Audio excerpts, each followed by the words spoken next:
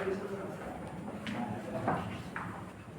दोस्तों, स्वागत है आपका अपने परिवार बीके क्लासेज में। मैं ज्ञानेंद्र धारिया आशा करता हूं कि आप सब लोग अच्छे होंगे, स्वस्थ होंगे, तंदुरुस्त होंगे।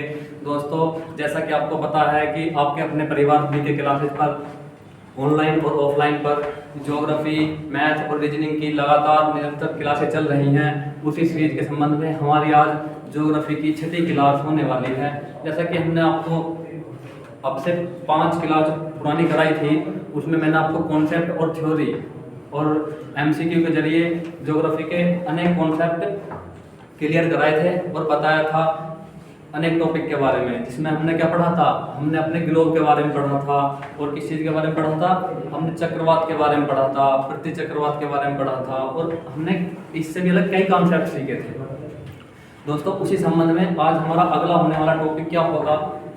आज हमारा जो अगला होने वाला टॉपिक होगा वो होगा दोस्तों वायुमंडल की संरचना। क्या टॉपिक होगा दोस्तों? वायुमंडल की संरचना। हालांकि पढ़ना तो हमें क्या था, पढ़ना तो हमें पृथ्वी की आंतरिक संरचना था। लेकिन मेरा मानना यह है कि पृथ्वी की आंतरिक संरचना पढ़ने से पहले यदि हम पृथ्वी का वायुमंडल की संरचना पढ़ लेंगे तो हमें आने वाले कॉन्सेप्ट को समझने में काफी आसानी होगी। तो दोस्तों, ज्यादा समय ना गवाते हुए चलते हैं अपने अगले टॉपिक पर। टॉपिक क्या होगा दोस्तों?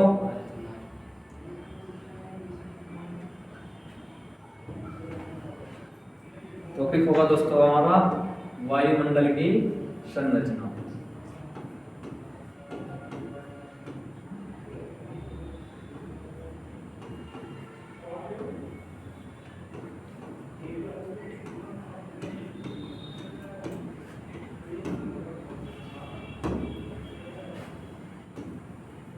आज का हमारा होने वाला टॉपिक वायुमंडल की संरचना है। यदि दोस्तों मैं आपसे पूछने लगूं कि आप अपने आसपास के वातावरण में जो हमारा वायुमंडल है, आप उसमें किन चीजों को देखते हैं, वायुमंडल में किन चीजों को पाया जाता है?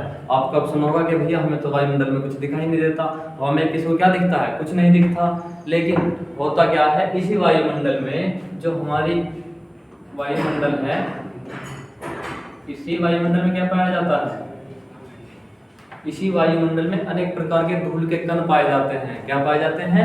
धूल के कण पाए जाते हैं, जल वाष्प पाई जाती है और अनेक तरह की गैसें पाई जाती हैं। जिसमें क्या होता है? नाइट्रोजन होता है और ऑक्सीजन होती है, आर्गन होती है, क्रियोन होती है, नियोन होती है। कई तरह की गैसें इसमें ऐसी होती हैं जो हमारे साथ में क्रिया भी कर सकती हैं और अक्रिया गैसें भी होती हैं। इन्हीं गैसों को लेकर के एग्जाम में सीधे सीधे क्वेश्चन पूछे जाते हैं कि बताइए भैया इसमें से कौन सी गैस होगी, कौन सी गैस अक्रिया होगी, कौन सी गैस अक्रिया नहीं होगी। तो दोस्तों, इस तरह से संबंधित क्वेश्चन हमारे एग्जाम में देखने के लिए मिलते हैं। लेकिन हम क्या करते हैं, हम जीएस को रटने का प्रयास करते हैं, ज्योग्राफी को रटने का प्रयास करते हैं। लेकिन मैं फिर कहता हूं कि ज्योग्राफी एक ऐसा सब्जेक्ट है, यदि आपने इसे कॉन्सेप्ट के रूप में, किस तरह से कॉन्सेप्ट के रूप में यदि समझ लिया, यदि आपने ज्योग्राफी को कॉन्सेप्ट के रूप में समझा है तो मेरा मानना यह होगा कि आप ज्योग्राफी को पढ़ाने की अवस्था में आ जाएंगे। कहाँ पर आ जाएंगे दोस्तों? पढ़ाने की अवस्था में आ जाएंगे। और एग्जाम में तो आपका किसी तरह का कोई क्वेश्चन छूटने वाला है ही नहीं। लेकिन इस सब के लिए आपको क्या करना होगा? इन सब बातों के लिए आपको जुड़ना होगा हमारे आपके अपने परिवार बीके क्लासेज के साथ में। कहाँ पर जुड़ना होगा दोस्तों? आपके अपने परिवार बीके क्लासेज के साथ में आपको जुड़ना पड़ेगा।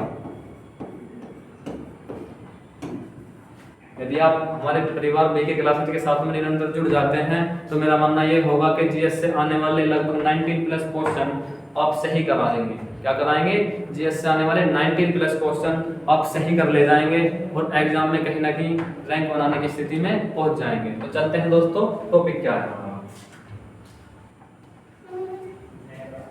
तो ये वायुमंडल है दोस्तों। वायुमंडल में सबसे पहले क्या होता है? वायुमंडल में हमें पाए जाते हैं धूल के कण और क्या पाया जाता है? जल वाष्प पाया जाता है। तो क्या पाए जाते हैं दोस्तों?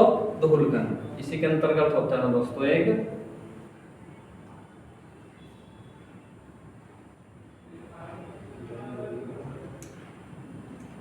धूल कण। पहली चीज दोस्तों क्या होती है?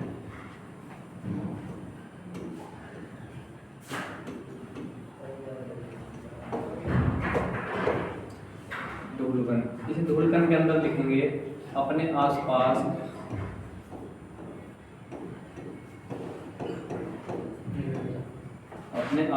जो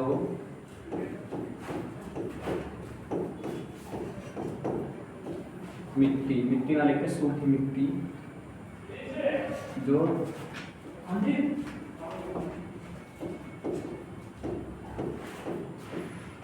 सूखे मिट्टी के कण, मिट्टी के कण वायु के संपर्क में आकर, वायु के संपर्क में आकर, क्या दोस्तों, वायु के संपर्क में आकर वायुमंडल में मिल जाते हैं। कहाँ मिल जाते हैं? वायुमंडल में मिल जाते हैं।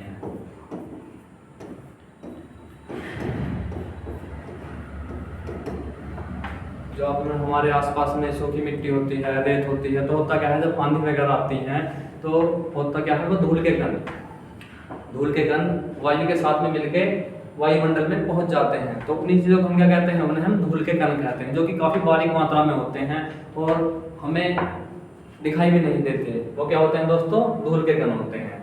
दूसरा क्या होगा?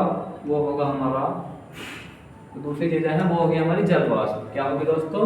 जलवाष्प।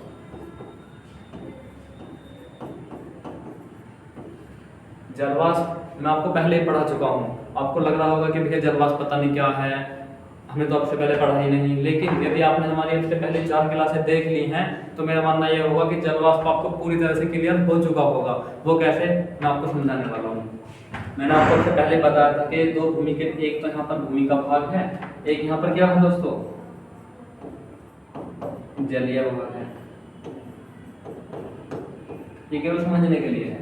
यदि यहाँ पर क्या है, कोई इधर यहाँ पर सूरज है और यहाँ से निरंतर प्रकाश इधर पड़ रहा है, इधर भी निरंतर मात्रा में प्रकाश पड़ रहा है और इधर भी। तो मैंने क्या बताया था कि जो हमारा भूमि वाला भाग है वो जलीय भाग के मुकाबले जल्दी गर्म हो जाता है। क्या हो जाता है? जल वाले भाग के मुकाबले जो हमारा भूमि वाला भाग है वो जल्दी गर्म हो जाता है। और जल्दी गर्म होने के साथ में जो वहाँ पर नमी होती है, क्या होती है? नमी होती है, वो अंतरिक्ष में उठने लगती है, मतलब वायुमंडल में मिलने लगती है। आपने देखा होगा हमारे आसपास खेत वगैरह में जब हम पानी भरते हैं तो क्या होता है, सूरज की किरणें पड़ने के साथ में वो जलवाष्प के रूप में निरंतर वायुमंडल की ओर प्रस्थान करने लगता है।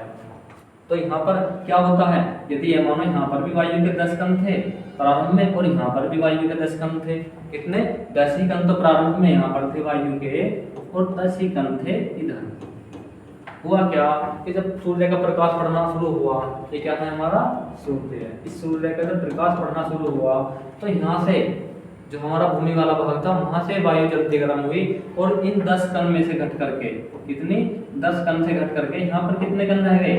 यहाँ पर मान लो कि 3 या 4 कण रह गए बाद में, प्रकाश पड़ने के बाद में। और यहाँ पर तो अभी क्या हुआ, जो जल वाला भाग था देखिए गर्म तो ये भी हो रहा है धीरे धीरे। क्या हो रहा है? धीरे धीरे तो गर्म ये भी हो रहा है, लेकिन ये उस गति से गर्म नहीं हो रहा जिस गति से ये हो रहा। यहाँ पर अभी भी वायु के कितने कण हैं?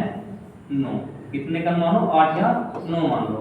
तो आपने देखा होगा वायुमंडलीय दाब जो होता है हमारा पृथ्वी पर ज्यादातर स्थानों पर समान मात्रा में पाया जाता है। क्या पाया जाता है? समान मात्रा में पाया जाता है। तो मैं आपसे एक बात पूछने लगूँ कि जो ये वाला भाग है यहाँ पर, यहाँ के मुकाबले क्या पाया जाएगा? निम्न दाब पाया जाएगा। क्या पाया जाएगा भाइयों? निम्न दाब।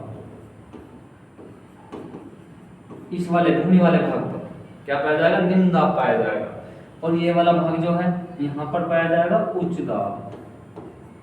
तो आप एक बात बताओ, जो यहाँ से ये 9 कण हैं या 3 कण रह चुके बाद में सूर्य का प्रकाश पड़ने के बाद में, तो ये अपने आप को संतुलित करने के लिए, बराबर मात्रा में करने के लिए इस ओर प्रस्थान करेंगे कि नहीं करेंगे?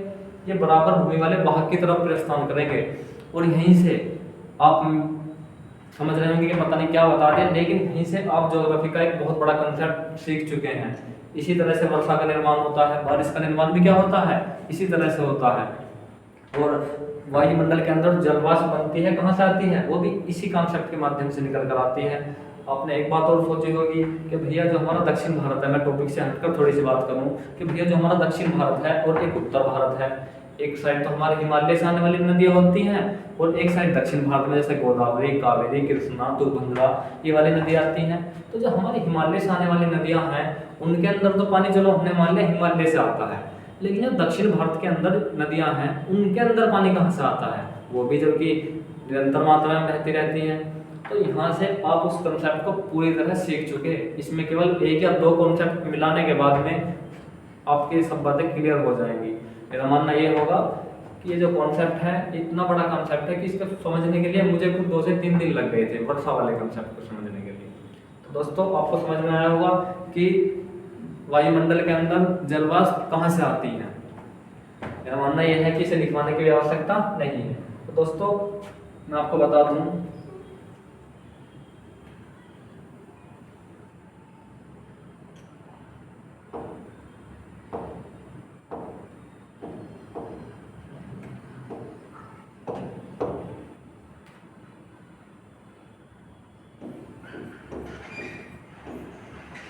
क्या है जलवाष्प, लिखेंगे वायु में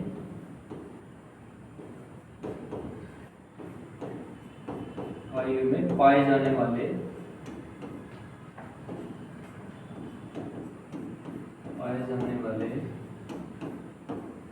जल के कण। वायु में पाए जाने वाले जल के कण क्या कहलाते हैं, जलवाष्प कहलाते हैं। यहीं पर मैं आपको एक चीज़ बता चुका हूँ पहले ही कि जो हमारी सर्दियों वाली वायु होती है और गर्मियों वाली वायु होती है, जो हमारी सर्दी वाली वायु होती है उसमें शुष्क अवस्था, मतलब उसके अंदर जलवाष्प के कण बहुत ही मात्रा में नहीं पाए जाते। कितने पाए जाते हैं, केवल 1 या 2% के समथिंग, 1% में नहीं कहे, मेरा मानना होगा 0 कुछ समथिंग के % में जलवाष्प के कण सर्दियों में पाए जाते हैं। और जो हमारी गर्मियों वाली वायु है उसके अंदर क्या पाया जाता है, जो गर्मियों वाली वायु है वहां पर जलवाष्प के कण काफी अधिक मात्रा में पाए जाते हैं। यही कारण है कि सर्दियों में हमारी त्वचा क्या महसूस करती है, रूखा महसूस करती है, और गर्मियों में हमारी त्वचा कैसा महसूस करती है, सॉफ्ट महसूस करती है। तो क्या हुआ, यहीं से हमें ये चीज बात है समझ में आई कि नहीं आई, यहीं से हमें ये बातें समझ में आई। चलते हैं दोस्तों अपने अगले टॉपिक पर, आप इसका स्क्रीनशॉट ले लीजिए। अगली चीजें क्या होंगी, वो होंगी दोस्तों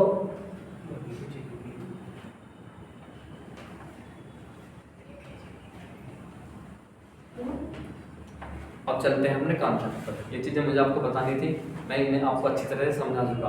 मेरा मानना यह होगा कि ये चीज़ें आपको काफ़ी अच्छी तरह से समझ में आ चुकी होंगी। तो दोस्तों पहला टॉपिक क्या है हमारा,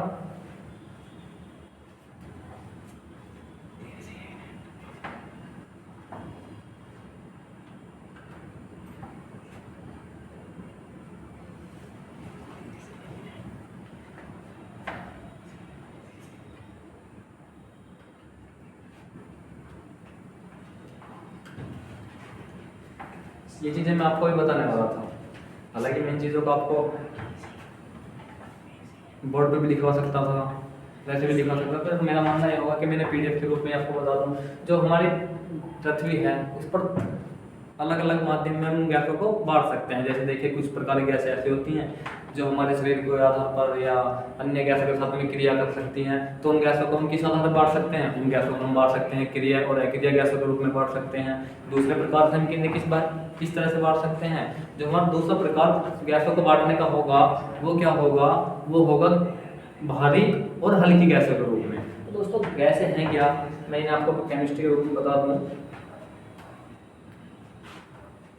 गैस है, यदि हम इनको बात करें, गैसों को हम 2 रूप में बांट सकते हैं।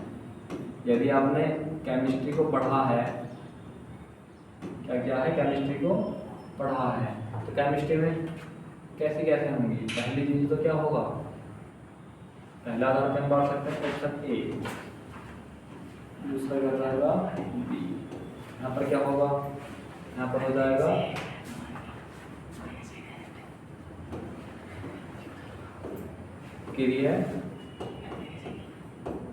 क्रियाशील गैसें।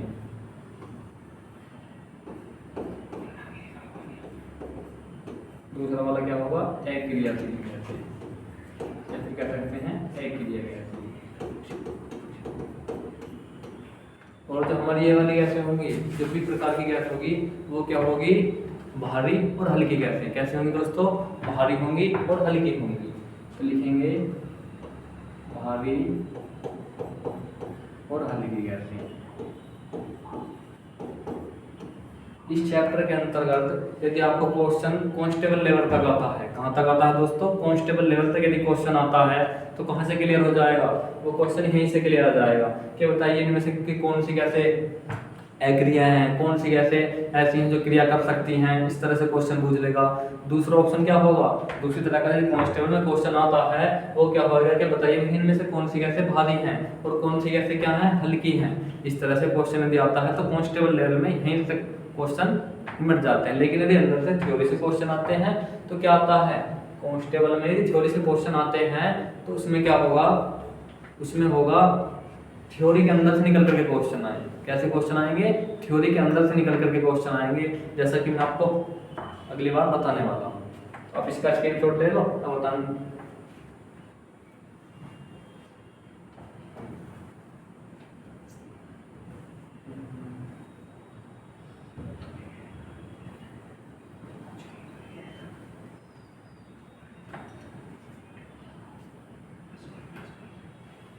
देखो जैसे भारी गैसें कौन सी हैं, नाइट्रोजन है, ऑक्सीजन है, ऑर्गन है, कार्बन डाइऑक्साइड है।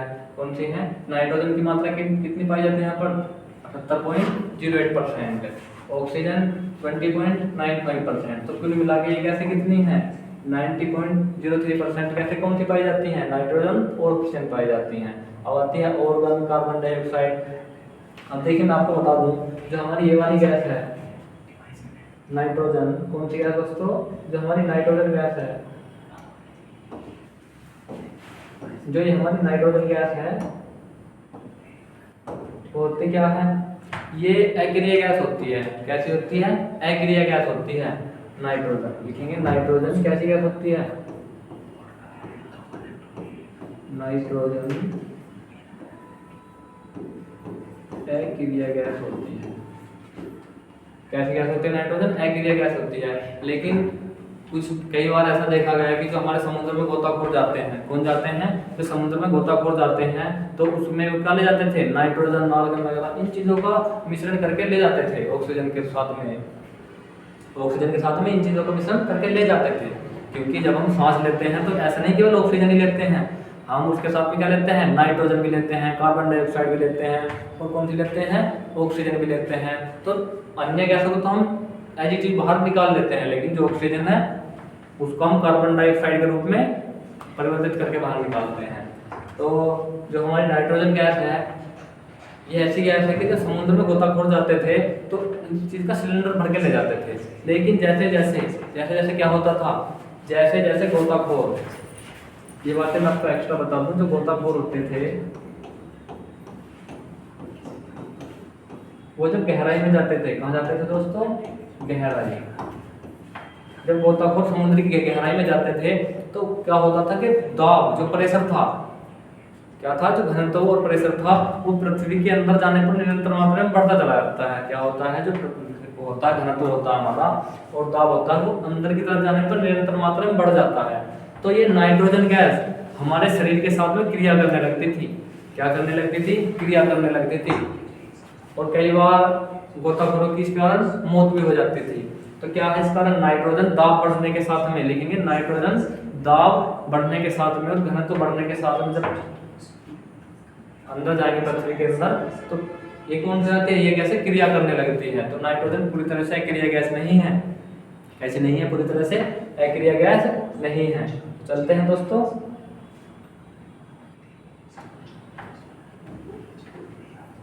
अब हम पढ़ेंगे वायुमंडल की संरचना। यहाँ तक क्या था, मैंने आपको वायुमंडल के बारे में बताया था कि इसके अंदर क्या पाया जाता है, किस तरह जो है हमारा जल वाष्प का निर्माण होता है, किस तरह से हमारा धूलकण का निर्माण होता है, ये बातें मैंने आपको बताई थी। चलते हैं अपने अगले टॉपिक पर, वो क्या है वो देखिए।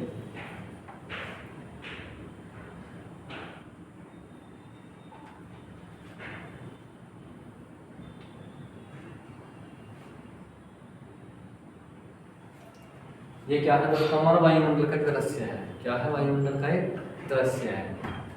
मैं आपसे पूछने लगूँ कि वायुमंडल को कितने भागों में बांटा गया है, वायुमंडल कितने प्रकार होते हैं, कौन से वायुमंडल में क्या होता है, किस वायुमंडल में किस प्रकार की घटनाएं पाई जाती हैं। एज इट इज क्वेश्चन आपको पीसीएस के प्रीलिम्स में मेंस में, कांस्टेबल में सीधे सीधे क्वेश्चन इस चैप्टर से देखने के लिए मिलते हैं। यही कारण था कि मैं इस चैप्टर को पृथ्वी की आंतरिक संरचना से पहले वायुमंडल की संरचना मैंने आपको कराई थी। क्या होता है दोस्तों इसमें, जो हमारा वायुमंडल है हम इसे कितने भागों में बांट सकते हैं।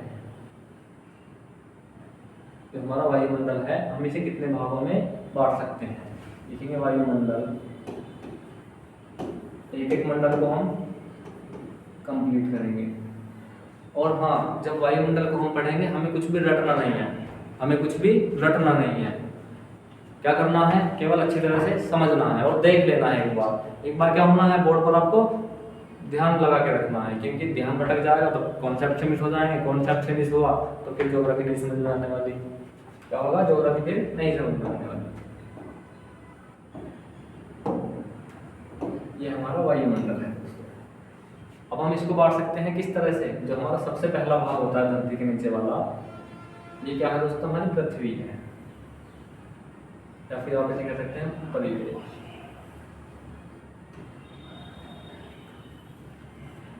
ये क्या है, हमारे यहाँ पर भूमि है। क्या है, भूमि है। अब जो इसके आसपास 8 से 10 किलोमीटर तक के दायरे में, कहाँ पर दोस्तों, 8 से 10 किलोमीटर, तो थोड़ा कम आ जाएगा।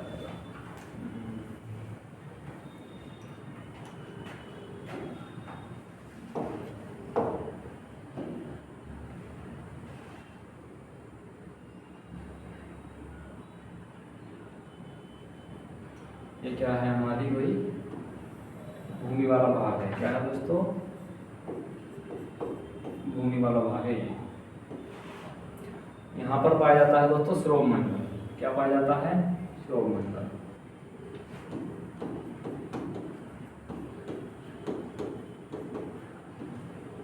श्रोममंडल जो होता है ये ध्रुवों पर, श्रोममंडल की मोटाई जो होती है ध्रुवों पर लगभग कितनी होती है।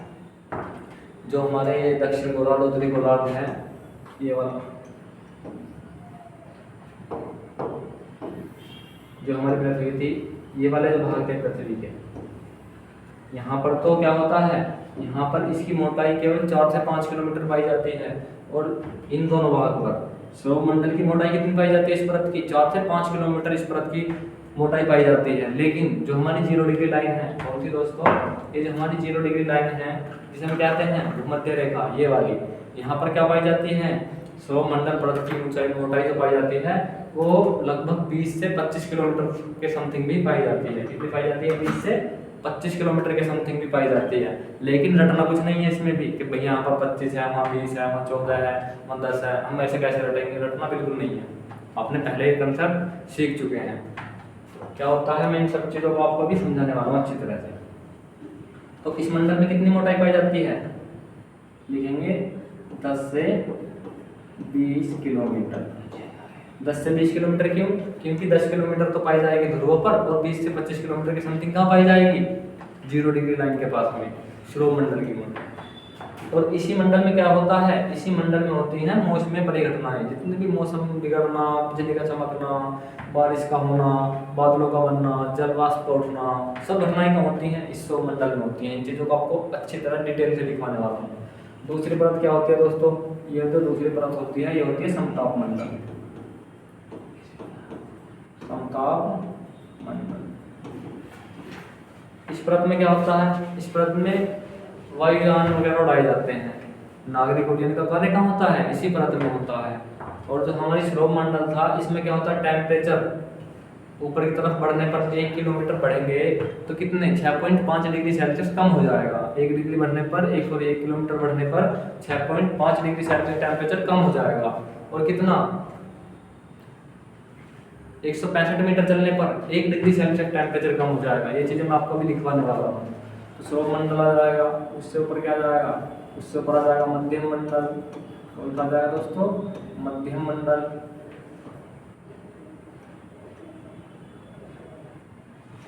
मध्यम मंडल आ जाएगा। जो हमारा उससे ऊपर आ जाएगा वो आ जाएगा आयन मंडल। आयन मंडल।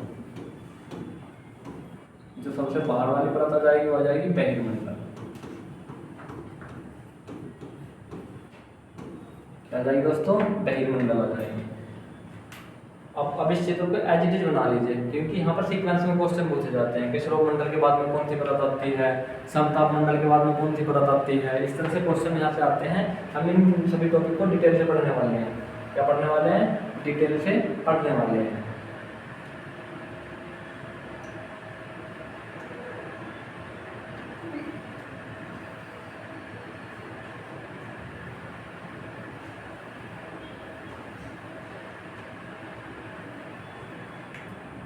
देखो दोस्तों,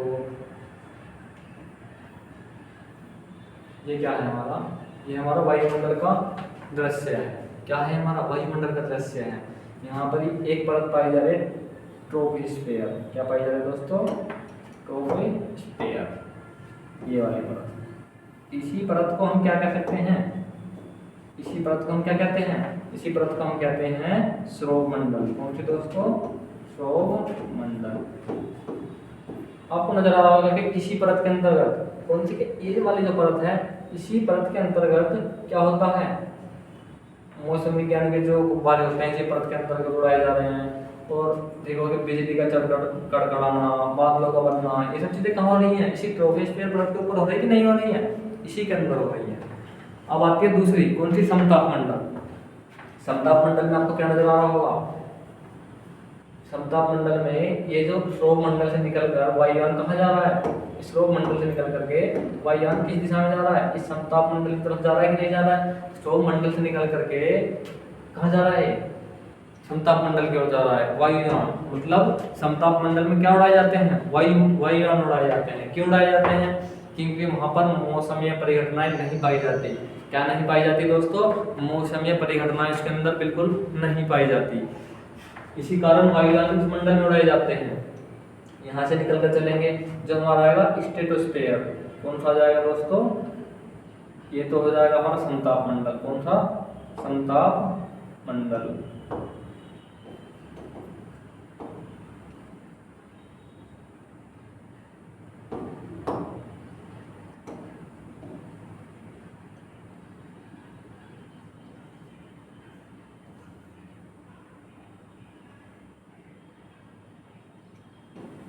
कौन सा हो जाएगा? ये समताप मंडल। इससे अगला जो हो जाएगा वो हो जाएगा मीजोस्फीयर, मतलब मध्य मंडल। अब दोस्तों एक बात बताओ, जो हमारा श्रोप मंडल था इसमें निरंतर टेम्परेचर क्या हुआ था? घट रहा था। जो समताप मंडल है वहां पर क्या हो रहा था? टेम्परेचर निरंतर मात्रा में बढ़ रहा था। मतलब पहले टेम्परेचर घटेगा, यहाँ पर क्या हुआ? तापमान घटेगा। फिर यहाँ पर क्या हुआ? यहाँ पर ताप क्या हुआ? बढ़ेगा। फिर यहाँ पर क्या होगा? यहाँ पर फिर घटेगा। इस अगले वाले में फिर बढ़ेगा और इस वाले में भी बढ़ता ही चला जाएगा। क्या होगा दोस्तों? यहाँ पर भी बढ़ेगा। तो हुआ क्या था? जो टेम्परेचर था श्रोप मंडल में वो 1 किलोमीटर चलने के बाद में कितना घट रहा था? 6.5 डिग्री सेल्सियस टेम्परेचर कम हो रहा था। क्या होता? कम हो रहा था। अब जब हमारा ये है समताप मंडल है, यहाँ पर टेम्परेचर बढ़ना शुरू हो जाएगा। क्या होगा? टेम्परेचर बढ़ना शुरू हो जाएगा। अब जब हम आते हैं मीजोस्फीयर में, कहाँ पर आते हैं दोस्तों? मीजोस्फीयर मतलब मध्यम मंडल में, यहाँ पर टेम्परेचर घटने लगता है। तो होता क्या है? जो अंतरिक्ष से हमारे उल्कापिंड आते हैं, ये क्या है हमारा? उल्कापिंड। उल्कापिंड जो अंतरिक्ष से उल्कापिंड आते हैं वो घर्षण के कारण क्यों इस मंडल में आकर नष्ट हो जाते हैं? क्योंकि मीजोस्फीयर मध्यम मंडल में temperature -100 degree Celsius -100 degree Celsius के समथिंग पहुंच जाता है। -100 डिग्री सेल्सियस टेम्परेचर पहुंच जाएगा। अब देखिए यहाँ पर तो टेम्परेचर काफी बढ़ रहा था, इस वाली परत में तो बढ़ा हुआ था, यहाँ पर भी बढ़ा हुआ था। लेकिन जब ये उल्कापिंड मध्य मंडल में आते हैं तो -100 डिग्री सेल्सियस टेम्परेचर का इनको क्या करना पड़ता है? सामना करना पड़ता है। तो एक तरफ तो कितना जाएगा? प्लस चार्ज आता है इस कारण, एक तरफ कितना आता है? Minus charge. क्या होता है? इन उल्कापिंड में इस कारण आग लग जाती है। इस कारण क्या होते हैं? ये मध्य मंडल में नष्ट हो जाते हैं, मध्य मंडल में नष्ट हो जाते हैं। इससे अगला जाएगा ट्रोपोस्फीयर। यहाँ पर क्या पाए जाते हैं? यहाँ पर पाए जाते हैं दोस्तों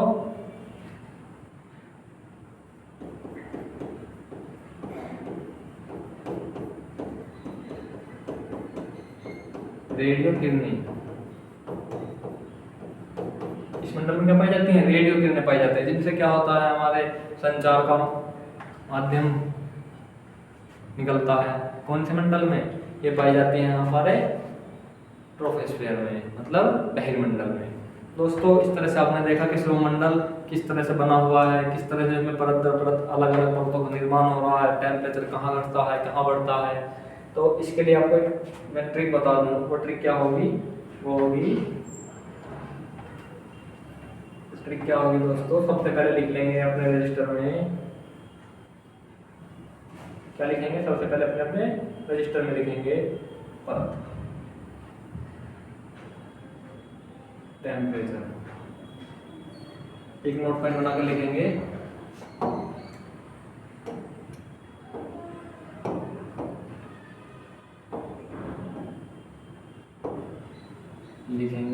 वायुमंडल में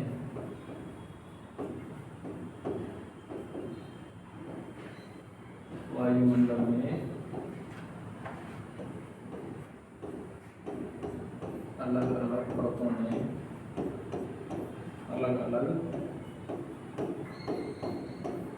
परतों में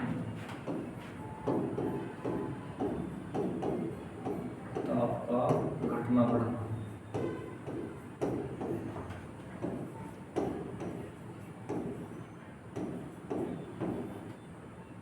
ये क्या है दोस्तों?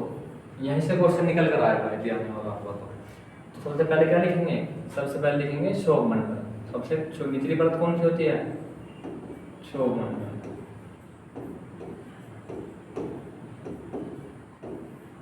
दूसरी कौन सी लिखेंगे? समतापमंडल।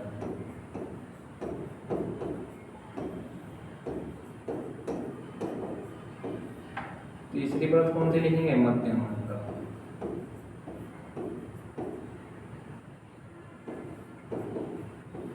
जो हमारी चौथी परत आ जाएगी वो कौन सी लिखेंगे? आयन मंडल।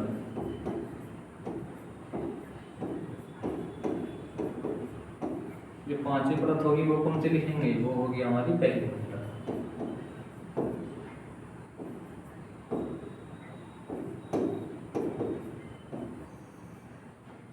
इस तरह से हमने परतें लिख ली, 5 परतें पाई जाती हैं वायुमंडल में। तो अब लिखेंगे इनमें किस तरह से टेम्परेचर घटेगा और बढ़ेगा।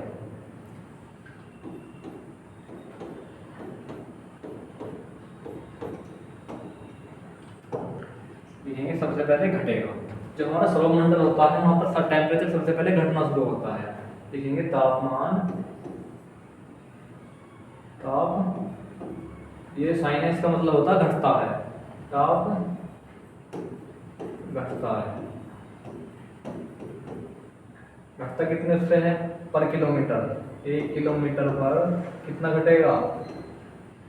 6.5 डिग्री सेल्सियस पर किलोमीटर। और कितना जाएगा दोस्तों?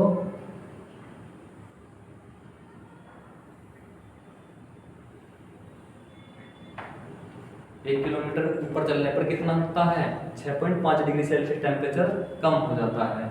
और यदि हम इसकी बात करें कि 165 मीटर चलने पर कितना होगा?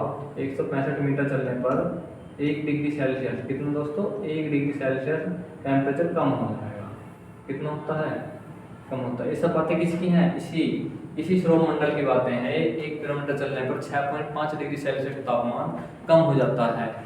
और यदि मीटर में बात करें तो कितना? 165 मीटर चलने पर 1 डिग्री सेल्सियस टेम्परेचर कम हो जाएगा। सीधा सीधा क्वेश्चन यदि आएगा तो यहाँ से निकल कर आता है। आपने देखा कि सौरमंडल जो होता है वहाँ पर तापमान घटता है सबसे शुरू में, फिर लिखेंगे तापमान बढ़ता है।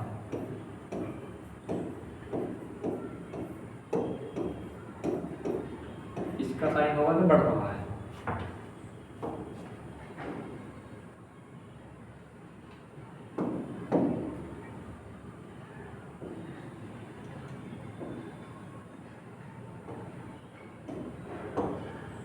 दोस्तों इसका मतलब घट रहा है, और इस साइन का मतलब क्या होता है? बढ़ रहा। ये चीज आपको समझ में आई? मतलब पहले टेम्परेचर घटेगा फिर टेम्परेचर बढ़ेगा। अब आते हैं मध्यम मंडल में। यहाँ पर क्या होगा? टेम्परेचर फिर घटना आरंभ हो जाएगा। लिखेंगे ताप घटता है, तापमान फिर घटेगा, मतलब टेम्परेचर फ्लो होना शुरू हो जाएगा।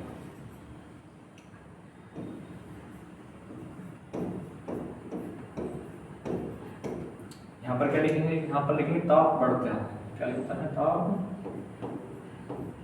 बढ़ना शुरू हो जाएगा। क्या होगा, तापमान बढ़ना शुरू हो जाएगा। और यहाँ पर भी तापमान बढ़ता ही है।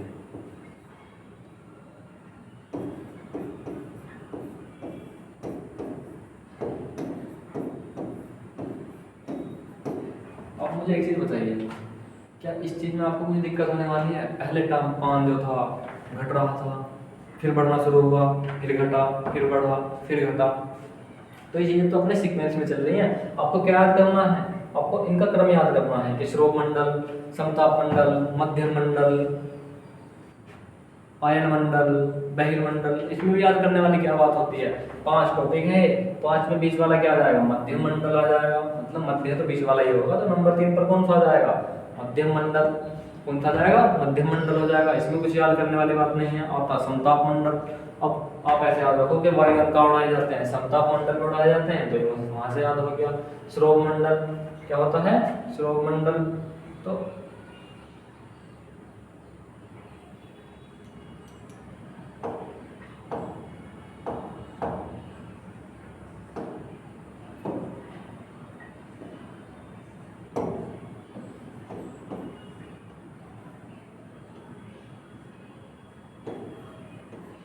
इसमें तो आपको कुछ समस्या होने नहीं वाली।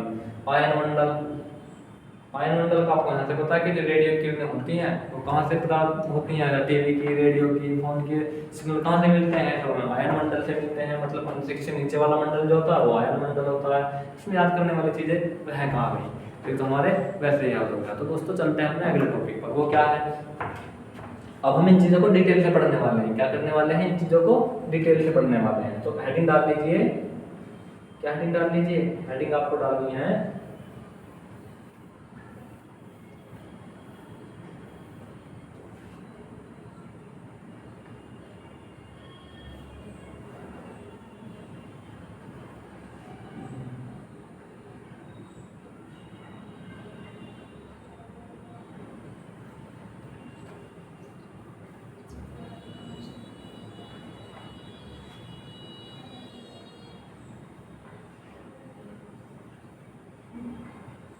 हेडिंग डाल लीजिए बहुत अच्छी तरह से। तो हेडिंग हमें क्या डालनी है, वो हेडिंग हमें डालनी है कौन सी, श्रोप मंडल। नंबर 1 पर डाल लीजिए श्रोप मंडल।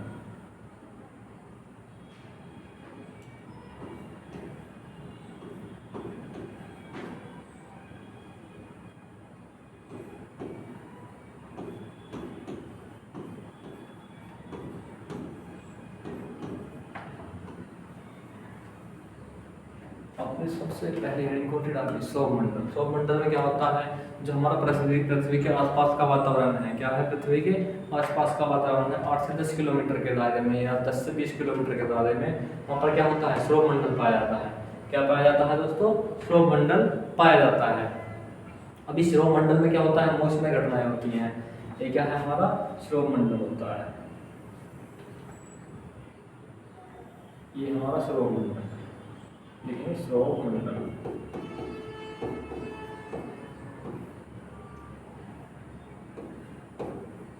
इसी सौर मंडल में क्या होता है, अब आप एक बार बताओ कि जल वाष्प जो उठेगी सबसे पहले गर्म होकर किस मंडल में जाएगी, जो धरती के सबसे नीचे वाला मंडल है, वहां पर कौन सा मंडल है, सौर मंडल है। तो जाहिर सी बात है जल वाष्प किस चीज का निर्माण करती है, बादल का निर्माण करती है। और जब जल वाष्प बादल का निर्माण करेगी तो वर्षा किस क्षेत्र में करेगी, वर्षा भी कौन से मंडल में करेगी, सौर मंडल में करेगी। कौन से मंडल में करेगी दोस्तों, सौर मंडल में। लिखेंगे यहाँ से, लिखेंगे वर्षा का होना, क्या लिखेंगे, वर्षा का होना, बिजली कड़कड़ाना,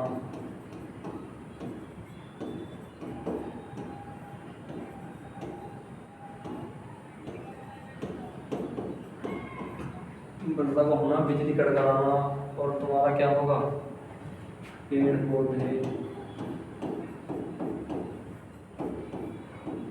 जीव जंतु,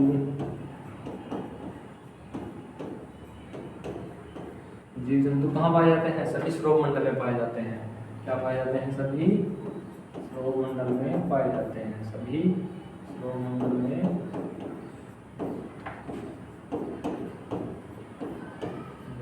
पाए जाते हैं।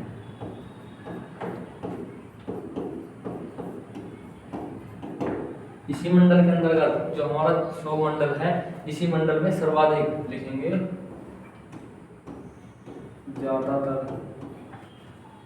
ज्यादा ऑक्सीजन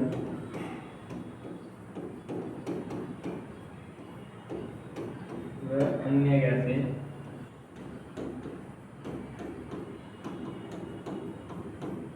गैसें इसी मंडल में पाई जाती हैं। कहाँ पाई जाती हैं? इसी मंडल में पाई जाती हैं।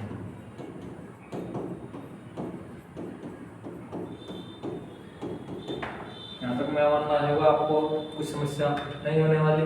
और इसी श्रोव मंडल की एक खास बात और क्या है? इसी श्रोव मंडल की एक खास बात क्या है? तो एक हो गई, ये 2 3 4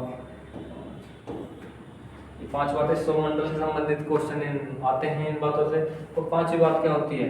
पांचवी बात होती है श्रोव मंडल में 1 किलोमीटर चलने पर, 1 किलोमीटर ऊपर चलने पर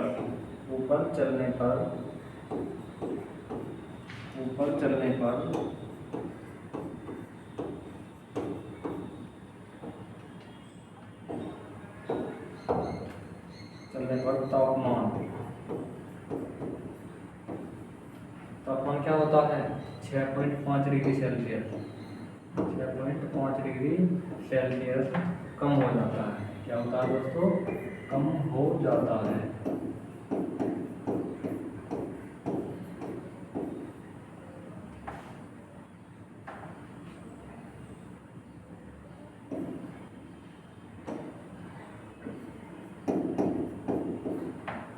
क्या होता है? 6.5 डिग्री सेल्सियस तापमान कम हो जाता है। कितना चलने पर? 1 किलोमीटर चलने पर।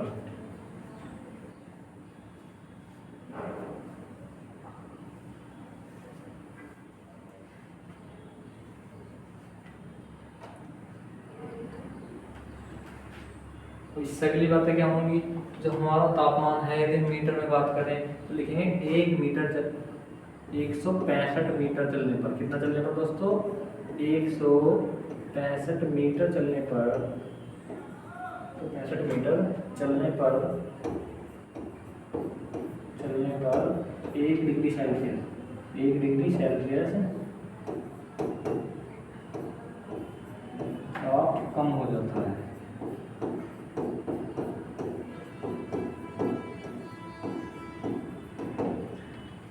चलने पर 165 मीटर ऊपर की ओर चलने पर 1 डिग्री सेल्सियस तापमान कम हो जाता है। यदि मीटर में पूछे, यदि किलोमीटर में पूछे तो 1 किलोमीटर चलने पर कितना? 6.5 डिग्री सेल्सियस तापमान कितना हो जाता है? कम हो जाता है।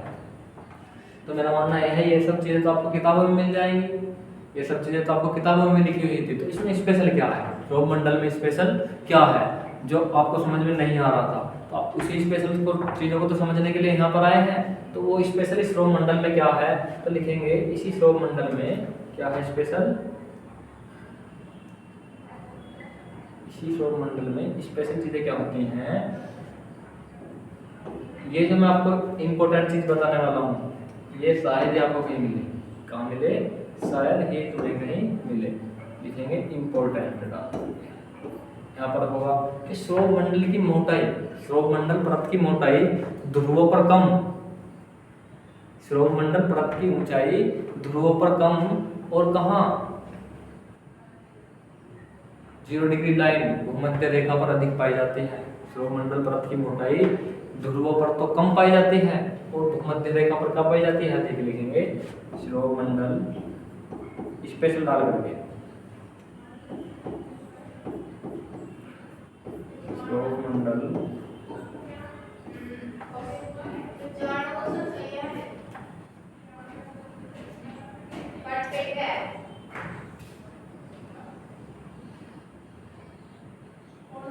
जो क्या होती है हमारी श्रोव मंडल जो परत होती है वो ध्रुवों पर, श्रोव मंडल परत की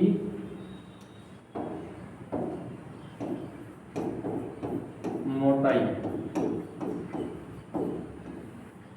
शिरोमंडल परत की मोटाई भूमध्य रेखा या विषुवत रेखा भी हम इसे कह सकते हैं। भूमध्य रेखा या 0 डिग्री लाइन पर सर्वाधिक होती है। शिरोमंडल की जो मोटाई होती है पर सर्वाधिक होती है। कैसी होती है दोस्तों? सर्वाधिक होती है।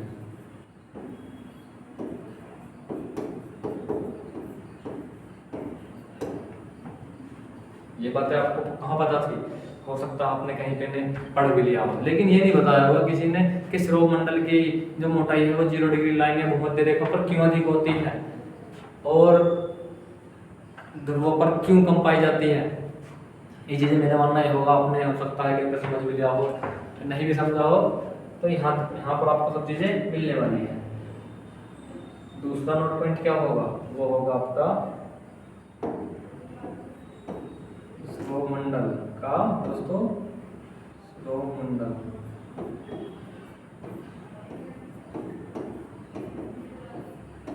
शिरोमंडल परत ध्रुवों पर कम मोटाई में पाई जाती है। कम मोटाई में पाई जाती है।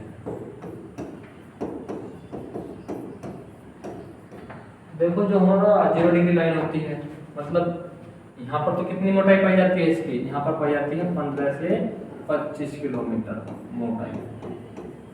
और जो हमारी 0 डिग्री लाइन है, ये है ध्रुव, यहाँ पर कितनी मोटाई पाई जाती है इसकी? यहाँ पर पाई जाती है 5 से 8 किलोमीटर। कितनी? 5 से 8 किलोमीटर इसकी मोटाई पाई जाती है ध्रुवों पर।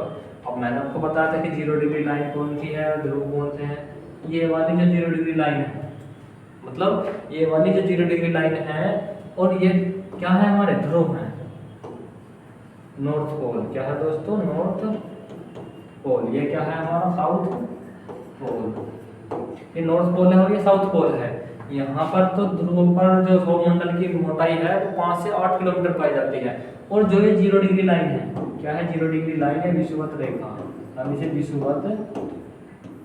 विषुवत रेखा कह सकते हैं, भूमध्य रेखा कह सकते हैं। यहाँ पर सौरमंडल की मोटाई 15 से 25 किलोमीटर के मध्य पाई जाती है। जी आपको समझ में आई क्यों पाई जाती है? वो मैं आपको बताने वाला हूँ। होता क्या है दोस्तों?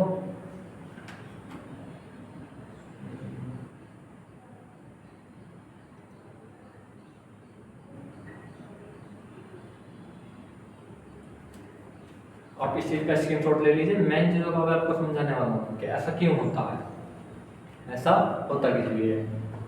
आप एक बार बताओ दोस्तों, ये क्या है? हमारा ग्लोब है। क्या है ये हमारा? ये हमारा एक ग्लोब है। मैं आपसे पूछने लगूँ कि भैया आप इसमें एक बार बताइए, इसमें सूर्य का प्रकाश सर्वाधिक कहाँ पर पड़ेगा? आप कहोगे भैया ऊपर कर्क रेखा है, नीचे मकर रेखा है। ऊपर क्या है? कर्क रेखा। नीचे क्या है? मकर रेखा। मतलब दो स्थिति होती हैं। क्या होती हैं? दो स्थिति होती हैं। या तो कर्क रेखा के ऊपर सूर्य लंबवत होता है, मकर रेखा के ऊपर लंबवत होता है, या फिर कहाँ होता है? 0 डिग्री लाइन पर सूरज लंबवत होता है। तो उस स्थिति में क्या होता है? मतलब इसी के बीच में सर्वाधिक मात्रा में सूर्य का प्रकाश पड़ता है कि नहीं पड़ता है? सूर्य का प्रकाश सर्वाधिक मात्रा में कहाँ पड़ता है? मैं इस चीज को आपको एक्सप्लेन करूं कि ऐसा क्यों होता है कि सौरमंडल की मोटाई भूमध्य रेखा पर 15 से 25 किलोमीटर होती है, 0 डिग्री लाइन पर कितनी होती है? 0 डिग्री लाइन पर कितनी होती है? 5 से 8 किलोमीटर के समथिंग पाई जाती है। तो ऐसा क्यों होता है? क्या कारण है? तो उन कारणों की चर्चा हम करेंगे। क्या कारण है वे? वो कारण होंगे दोस्तों हमारे, वो जो कारण होंगे वो होंगे हमारे, लिखेंगे ऐसा क्यों होता है।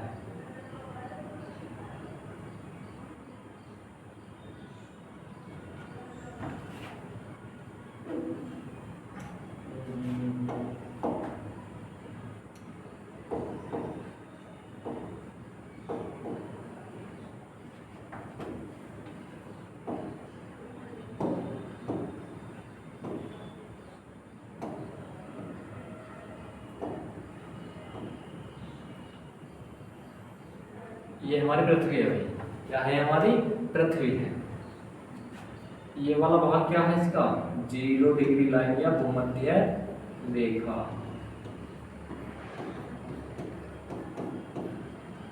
ये वाला भाग क्या है इसका, मकर रेखा। 23 सही 1/2 या फिर मकर रेखा।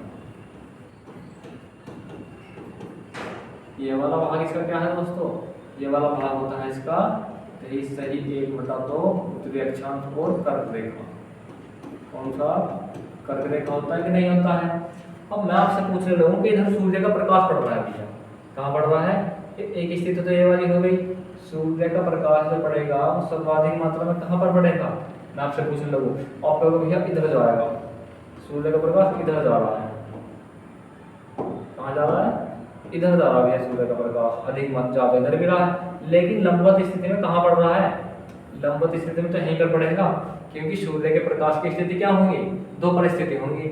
एक परिस्थिति तो ऐसी होगी जब सूर्य कर्क रेखा के ऊपर होगा, दूसरी ऐसी होगी जो मकर रेखा के ऊपर होगा, जो मैंने आपको पहले भी समझाई है। तो प्रकाश अधिक मात्रा में किस क्षेत्र पर पड़ा, इस बीच वाले भाग पर प्रकाश अधिक मात्रा में पड़ा, नहीं पड़ा, जो हमारे बीच वाला भाग है यहाँ पर, इस वाले भाग में क्या हुआ, प्रकाश सूर्य का अधिक मात्रा में पड़ा। तो जहां पर सूर्य का प्रकाश अधिक मात्रा में पड़ेगा, सूर्य किरणें लंबवत पड़ेगी, वहां पर क्या होगा, वहां पर क्या होगा, वहां पर मैंने आपको पहले ही बताया था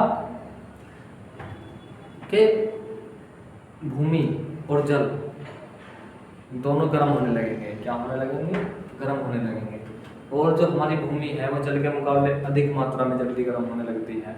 और जो समुद्र है हमारा, नदियाँ हैं या हमारे आसपास में के तालाब है, वहाँ से क्या होती हैं, सूर्य का प्रकाश पड़ने के कारण जल वाष्प के रूप में कहाँ उठने लगता है, ऊपर उठने लगता है। कौन सा कॉन्सेप्ट बताया था मैंने आपको, ये वाला कॉन्सेप्ट बताया था कि नहीं बताया था, ये वाला कि यहाँ से सूर्य का प्रकाश पड़ा, सूर्य का क्या पड़ा, प्रकाश पड़ा। मैंने आपको कई बार ही मैंने आपको ये चीज़ें करवा चुका हूँ कि भैया यहाँ से सूर्य का प्रकाश पड़ना शुरू हुआ, यहाँ से, तो यहाँ की जो वायु थी वो गर्म होकर कहाँ उठने लगी थी, ऊपर उठने लगी थी कि नहीं उठी थी। तो ये बीच वाले भाग की वायु गर्म होकर ऊपर उठने लगी थी कि नहीं लगी थी, गर्म वायु ऊपर उठने लगी इस बीच वाले भाग की। लेकिन क्या है, यहाँ पर इस वाले भाग पर, ये वाला जो भाग है, क्या यहाँ पर सूर्य किरणें पड़ी थी, नहीं, यहाँ पर सूर्य किरणें बहुत कम मात्रा में पहुंचती हैं। इस कारण क्या होता है, यहाँ बीच वाले भाग की वायु तो गर्म होकर ऊपर उठने लगती हैं, क्या होती हैं, वायु गर्म होकर ऊपर उठने लगती हैं। इसी कारण क्या होता है, सौर मंडल की मोटाई इस बीच वाले भाग पर अधिक मात्रा में पाई जाती है और सबसे अधिक भूमध्य रेखा 0 डिग्री लाइन पर पाई जाती है। और यहाँ पर सूर्य का प्रकाश ना पड़ने के कारण ये जो हमारा नॉर्थ पोल और साउथ पोल है, यहाँ पर सूर्य का प्रकाश कम मात्रा में पहुंचता है। इसी कारण क्या होता है, यहाँ पर सौर मंडल परत की मोटाई कम मात्रा में पाई जाती है। क्या ये चीज़ आप इससे पहले जानते थे, नहीं जानते थे तो कमेंट बॉक्स में बताइए। ये कॉन्सेप्ट आपको अच्छी तरह समझ में आया, मेरा मानना ये होगा।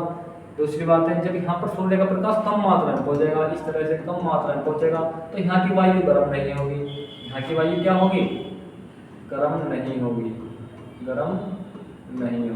वायु। और जब वायु गर्म नहीं होगी तो क्या वो ऊपर उठ पाएगी, क्योंकि जो गर्म वायु है वही तो गर्म होकर के ऊपर उठती है। ठंडी वायु तो नीचे प्रेशर बनाती है, दाब बना के रखती है। क्या होती है, ठंडी वायु नीचे प्रेशर यानी दाब बना के रखती है। तो इसी कारण ध्रुवों पर क्या होता है, ध्रुवों पर सौर मंडल की मोटाई कम पाई जाती है और भूमध्य रेखा पर क्या पाई जाती है, अधिक पाई जाती है। मेरा मानना यह होगा, ये चीज़ आपको अच्छी तरह से समझ में आ चुकी होंगी। चलते हैं अपने अगले टॉपिक पर, वो क्या है, इसे यहीं से आपको क्वेश्चन निकल कर आता है सीधा पीसीएस वगैरह में भी आप एग्जाम देंगे तो सीधा क्वेश्चन इसी थ्योरी से निकल कर आएगा, कहीं अलग से क्वेश्चन नहीं आता। जो मैं आपको बता रहा हूँ यहीं से क्वेश्चन निकल कर आता है। दूसरा जो परत थी वो कौन थी दोस्तों, हमारी दूसरी परत थी हमारी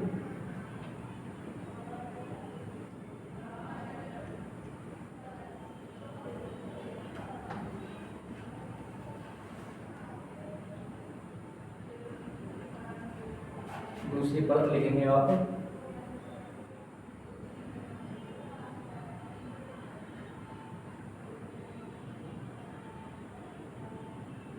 दूसरी परत कौन सी थी, वो थी हमारी समताप मंडल।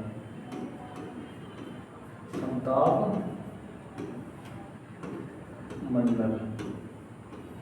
अब ये परत क्या होती है, इस श्रोप मंडल से ऊपर की परत पाई जाती है। कौन सी, ये वाला भाग कौन सा था हमारा, ये वाला भाग था हमारा क्षोभ मंडल।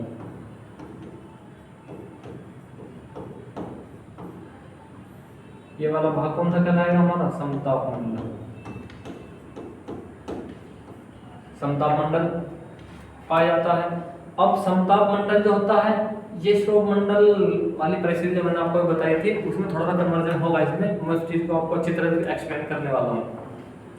तो समताप मंडल क्या होता है, इसी समताप मंडल के अंदर क्या पाई जाती है, ओजोन परत पाई जाती है। क्या पाई जाती है, ओजोन परत समताप मंडल के अंदर पाई जाती है, जिसकी मोटाई क्या होती है, 15 से 25 किलोमीटर इस समताप मंडल में ओजोन परत की मोटाई होती है। तो समताप मंडल में क्या होता है, यहाँ पर देखेंगे समताप मंडल में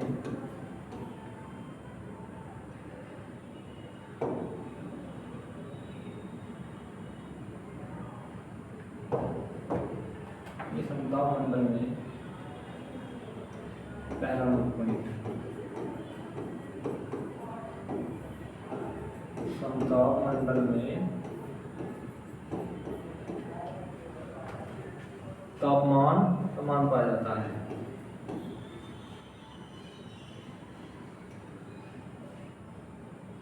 समताप मंडल में तापमान ऊपर चलने पर, ऊपर की ओर चलने पर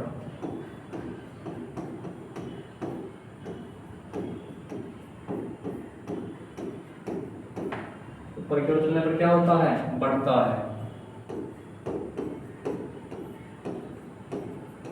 क्योंकि मैंने इससे पहले बार में आपको पढ़ाया था कि कहाँ टेम्परेचर घटेगा, कहाँ टेम्परेचर बढ़ेगा, ये चीजें मैंने आपको पहले अच्छी तरह से एक्सप्लेन करी थी। और इसी समताप मंडल के अंदर क्या पाई जाती है, इसी समताप मंडल में पाई जाती है ओजोन परत। ओजोन परत पाई जाती है।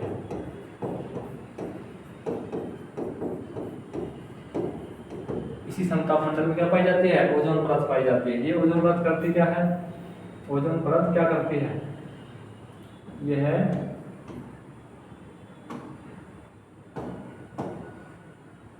परत सूर्य से आने वाली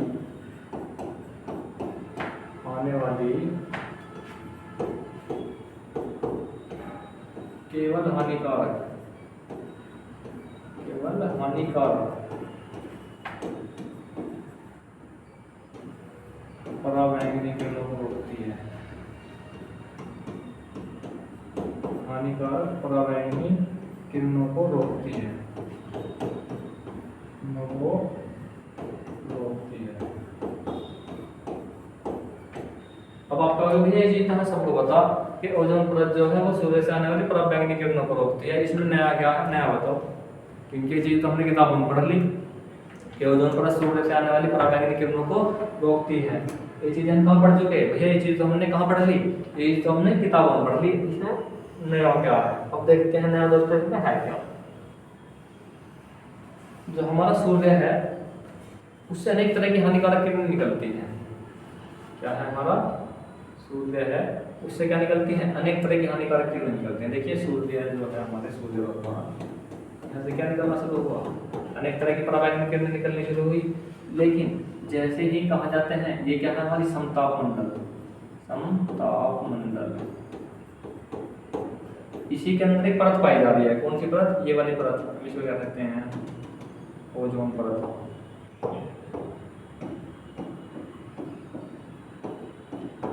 कौन सी परत है दोस्तों, ओजोन परत। ये वाली परत क्या है, ओजोन परत है।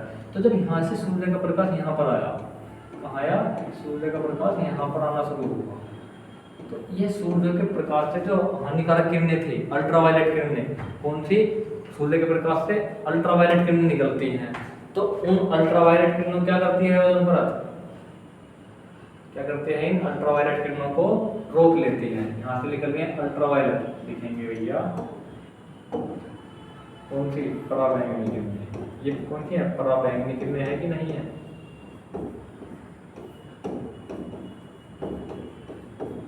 अब ध्यान रखना कि पराबैंगनी किरणें हैं ये चीज तो आपको पता है, लेकिन यहाँ से क्या निकलती हैं, यहाँ से 3 तरह की किरणें निकलती हैं अल्ट्रावायलेट ए। इन पराबैंगनी किरणों में किस तरह की किरणें निकलती हैं, 3 तरह की किरणें निकलती हैं। कौन सी पराबैंगनी, ए हमें नाम दे सकते हैं, बी, सी, ये 3 तरह की किरणें निकलती हैं। तो इसमें क्या होता है, जो ये हमारी ये वाली किरणें हैं ए अल्ट्रावायलेट, चलो डिटेल से बता देते हैं, ये क्या हुई, हमारी पराबैंगनी किरणें थी।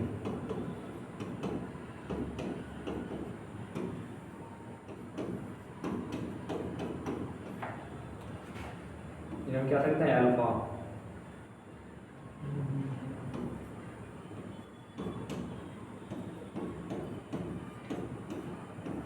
अल्फा बीटा ऐसे कह सकते हैं, आप फिर कहेंगे चलो ए बी सी ही मान, ए बी।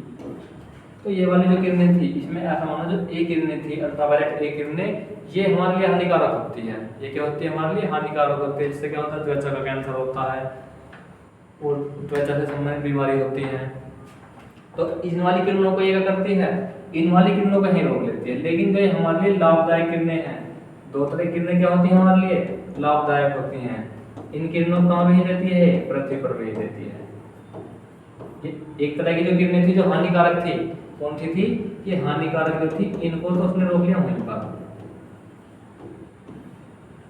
इन वाली किरणों को तो कहाँ रोक लिया उसने, वहीं पर रोक लिया। और जो लाभदायक किरणें थी उनको कहाँ दे भेज दिया, पृथ्वी पर भेज दिया। आपने देखा होगा, सुना भी होगा कि भैया सुबह सुबह हम धूप में क्यों बैठते हैं, तो उससे क्या मिलता है हमें, उससे मिलती है हम लोगों को विटामिन डी मिलती है, विटामिन डी मिलती है। लेकिन यदि ओजोन परत सूर्य से आने वाली सभी किरणों क्या कर दे, अल्ट्रावायलेट किरणों को वापस भेज दे, तो हम लोगों को विटामिन डी नहीं मिल पाएगी। क्या नहीं मिल पाएगी, विटामिन डी नहीं मिल पाएगी। तो हम कह सकते हैं कि जो ओजोन परत है सूर्य से आने वाली पराबैंगनी किरणें, और पराबैंगनी किरणों में भी केवल हानिकारक किरणों को ही रिफ्लेक्शन करके वापस भेजती है। और जो लाभदायक किरणें होती है हमें कहाँ भेज देती है, पृथ्वी पर भेज देती है। जिनसे क्या मिलता है, पौधों को जीवन मिलता है। और किसे मिलता है, हम लोगों को विटामिन डी मिलती है। क्या मिलती है, विटामिन डी मिलती है। क्या ये चीजें आपको सबसे पहले पता थी?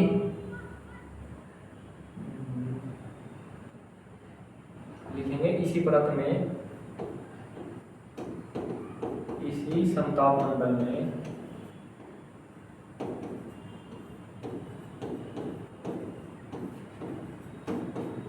इसी समताप मंडल में वायुयान उड़ाए जाते हैं, वायुयान भी उड़ाए जाते हैं।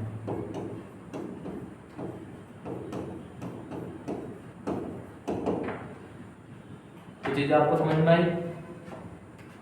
और निरंतर टेम्परेचर मैंने आपको बताया था कि तापमान क्या होता है, यहाँ पर तापमान ऊपर की ओर चलने पर बढ़ने लगता है, सौरमंडल में घटेगा, समताप मंडल में बढ़ेगा। ये चीजें मैंने आपको अच्छी तरह से एक्सप्लेन करके बता दी थी। लेकिन यहीं पर एक बात और आएगी, क्या आएगी, एक बात और आएगी जो आपको शायद ही कहीं मिल सकती है। मैं नहीं कहता केवल हम ही सब कुछ बता सकते हैं, बहुत जगह आपको मिल जाएगी, लेकिन हो सकता है आपको समझ में ना आए। तो वो चीजें क्या है, वो चीजें होगी, मैं आपसे एक तरह से क्वेश्चन पूछने लगा कि भैया बताओ, क्वेश्चन बताइए, समताप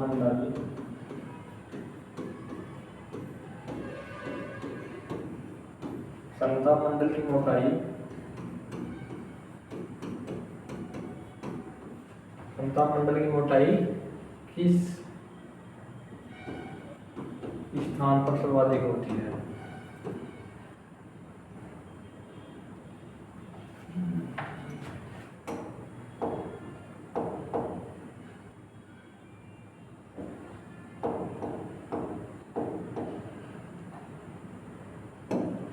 क्वेश्चन क्या है हमारा कि समताप मंडल की मोटाई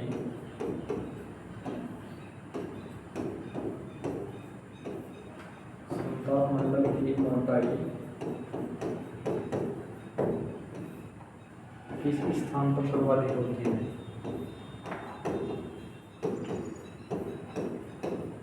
किस स्थान पर सर्वाधिक होती है।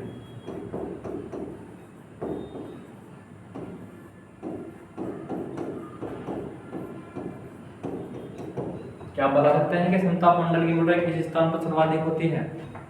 मैं इस चीज को आपको एक्सप्लेन कर चुका हूँ, लेकिन आपको अंदाजा नहीं है, आपको अंदाजा नहीं है कि समताप मंडल किस स्थान पर अधिक मात्रा में होगा। मैं आपसे पूछने लगूँ अभी, आप केवल 5 से 6 मिनट के लिए बोर्ड पर से ध्यान मत हटाइएगा। होता क्या है, ये हमारी दो परत है। कौन सी है? दो परत है। पहली परत कौन सी है? श्रोम मंडल।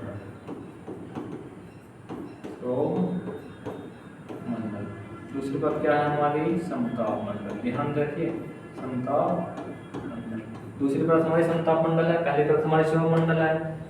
और इन दोनों की जो मोटाई है वो कितनी पाई जाती है? इसकी कितनी पाई जाती है? इस परत की मोटाई पाई जाती है लगभग समथिंग मानो कि 30 किलोमीटर, 30 किलोमीटर। और इस परत की मानी जाती है 50 किलोमीटर। दोनों कितनी हुई? 80 किलोमीटर हुई कि नहीं हुई? दोनों परत की मोटाई समथिंग 80 हुई कि नहीं हुई? तो आप बताइए कि यदि मैं यहाँ से इस श्रोम मंडल की परत की मोटाई बढ़ाऊं, कितनी करूं इसे बढ़ा करके? यदि मैं श्रोम मंडल परत की मोटाई बढ़ा कर कितनी करूं? मैं एक दूसरा चित्र बनाता हूँ कि भाई 80 किलोमीटर तो फिक्स ही है।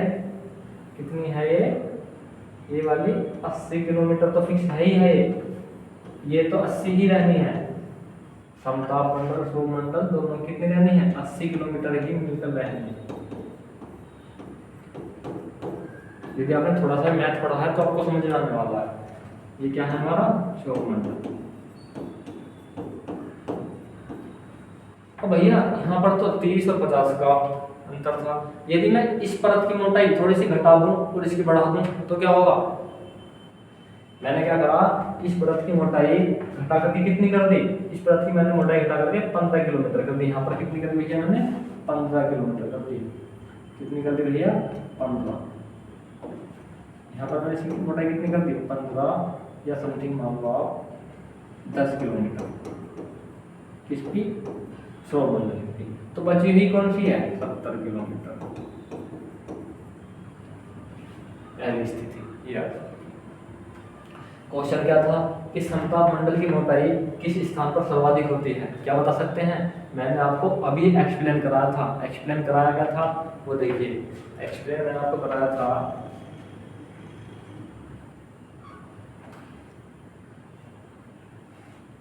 क्या एक्सप्लेन कराया था मैंने? कि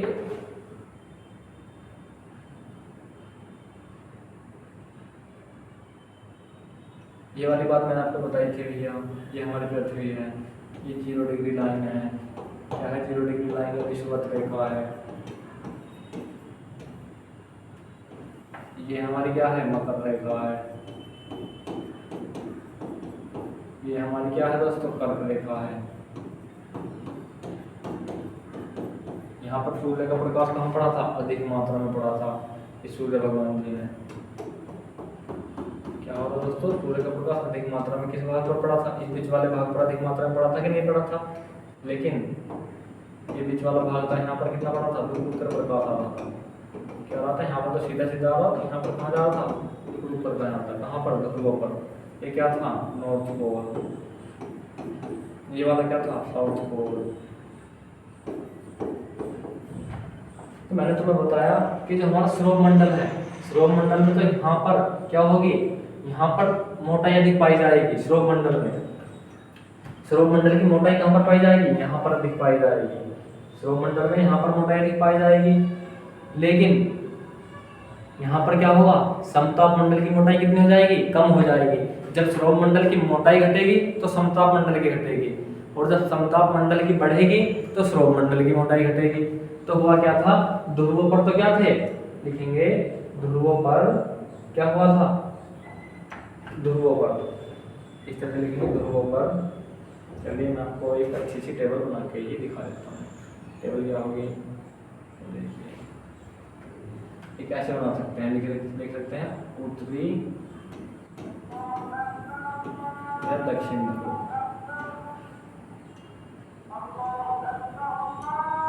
दक्षिण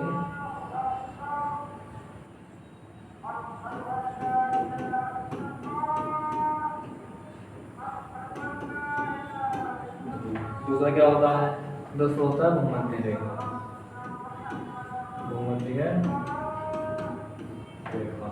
अब आप एक को बताओ, जो ध्रुव है, ध्रुवों पर क्या होती है, वायु की ठंडी वायु पाई जाती है, क्योंकि सूर्य का प्रकाश नहीं पहुंचता, और जब सूर्य का प्रकाश वहां पर नहीं पहुंचता तो गर्म वायु नहीं होगी, जब गर्म वायु नहीं होगी तो श्रोण मंडल कैसा होगा, लिखेंगे श्रोण मंडल,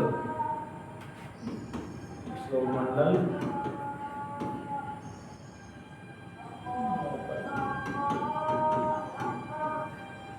श्रोण मंडल, दूसरे नंबर लिखेंगे समताप मंडल।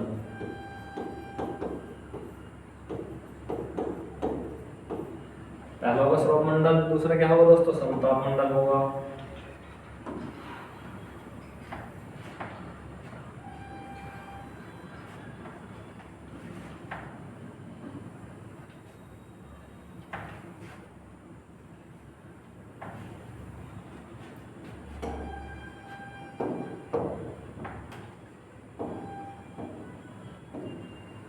अगली बातें क्या होंगी, जब सौर मंडल उत्तरी और दक्षिण ध्रुव पर, इसकी मोटाई क्या होती है, लिखेंगे मोटाई कम पाई जाती है,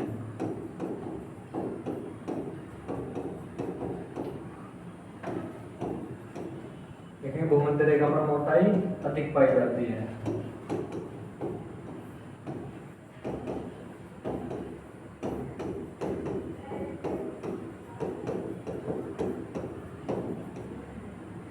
समताप मंडल जो है हमारे, समताप मंडल, इसकी मोटाई उत्तरी और दक्षिण ध्रुव पर क्या लिखेंगे, ज्यादा पाई जाती है।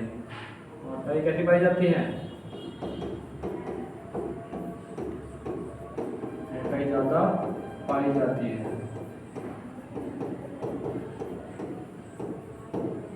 उत्तरी और दक्षिण ध्रुव पर क्या पाई जाती है, समताप मंडल, और समताप मंडल की मोटाई क्या पाई जाती है, ज्यादा पाई जाती है, और भूमध्य रेखा पर समताप मंडल की मोटाई कम पाई जाती है। ताप मंडल की मोटाई क्या होगा दोस्तों, कम पाई जाती है, कम पाई जाती है।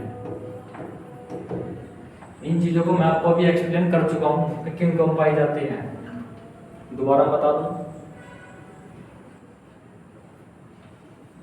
उत्तरी और दक्षिण ध्रुव पर क्या होगा, सूर्य का प्रकाश कम मात्रा में पहुंचेगा, और जहां पर सूर्य का प्रकाश कम मात्रा में पहुंचेगा वहां पर क्या होगा, वायु गर्म नहीं होगी, और जब वायु गर्म नहीं होगी तो ऊपर नहीं उठेगी, जब वायु गर्म नहीं होगी तो जलवाष्प नहीं बनेगी, जलवाष्प नहीं बनेगी तो वर्षा नहीं होगी, इसी कारण ध्रुवों पर वर्षा नहीं पाई जाती। और जब सूर्य का प्रकाश ध्रुवों पर नहीं पहुंचेगा तो वायु गर्म नहीं होगी, गर्म नहीं होगी तो ऊपर नहीं उठेगी, और जब वायु ऊपर नहीं उठेगी तो श्रोण मंडल क्या होगा, मोटाई कम पाई जाएगी, और समताप मंडल बढ़ जाएगा, क्योंकि मैंने आपको बताया था ये 80 किलोमीटर या 100 किलोमीटर, 80 से 100 किलोमीटर ही श्रोण मंडल और समताप मंडल दोनों की मोटाई पाई जाती है। जब इसमें से एक की क्या होगा, एक परत की ऊंचाई बढ़ेगी तो दूसरी क्या हो जाएगी, घटेगी, क्या होगा, दूसरी परत की ऊंचाई घट जाएगी, और जब दूसरी की बढ़ेगी तो पहली परत की ऊंचाई घट जाएगी। तो ये चीज़ें मैं आपको अच्छी तरह से एक्सप्लेन करा चुका हूँ, तो ये आपको अच्छी तरह समझ में आ चुका होगा।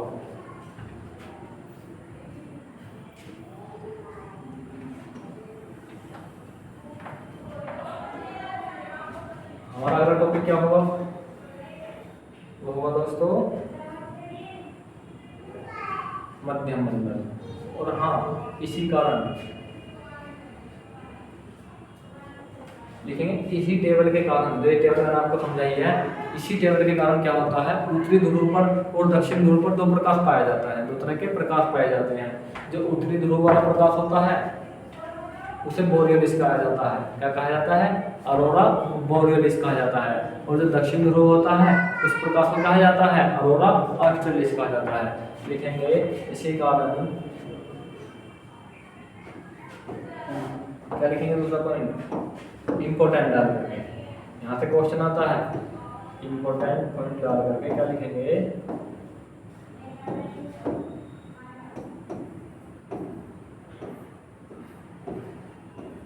इसी कारण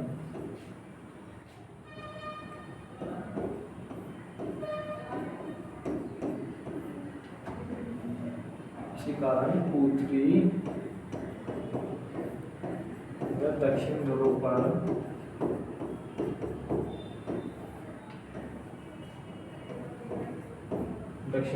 दो तरह के प्रकाश का निर्माण होता है, दो तरह का प्रकाश पाया जाता है। क्या पाया जाता है? दो तरह का प्रकाश पाया जाता है।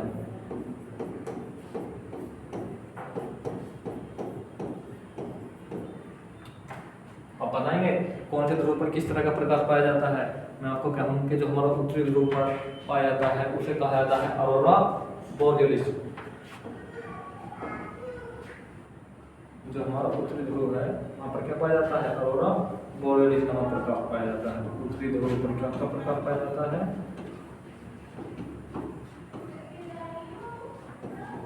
अरोरा बोरियलिस।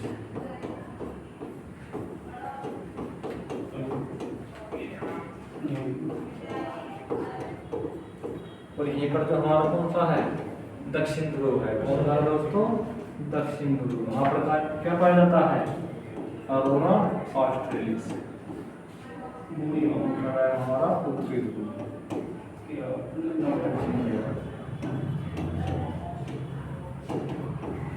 वहाँ पर क्या पाया जाएगा? अरोरा ऑस्ट्रेलिस।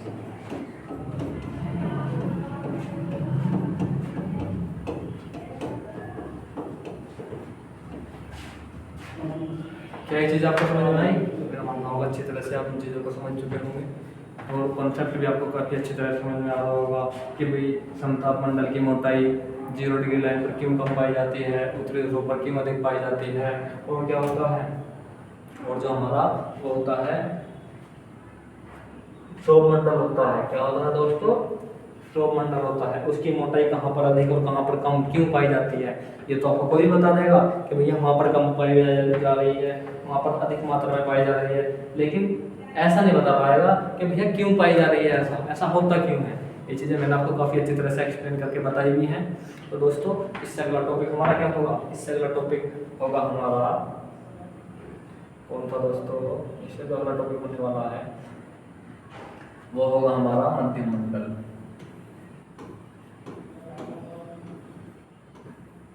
मध्यम मंडल। तो मैंने आपको बताया था कि फिर टेम्परेचर पहले घटेगा फिर बढ़ेगा। अब यहाँ पर फिर टेम्परेचर घटेगा। क्या हुआ? यहाँ पर टेम्परेचर फिर घटना शुरू हो जाएगा। लिखेंगे इस परत में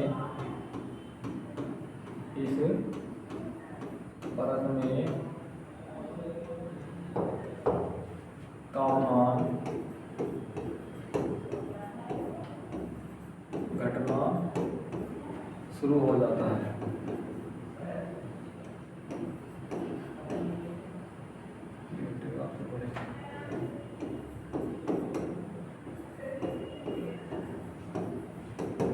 होता है और -100 डिग्री और -100 डिग्री सेल्सियस तक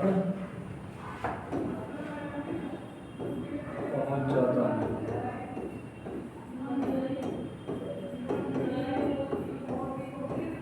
क्या ये चीज़ आपको पता है कि -100 डिग्री सेल्सियस तक टेम्परेचर पहुंच जाएगा मध्यम मंडल में? टेम्परेचर घटने के साथ साथ में तो जब टेम्परेचर घटेगा और जो इससे ऊपरी वाली परत है वहाँ पर टेम्परेचर फिर बढ़ेगा।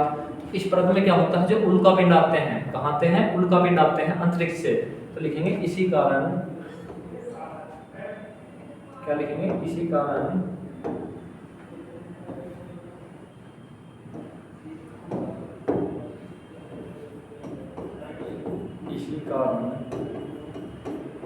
अंतरिक्ष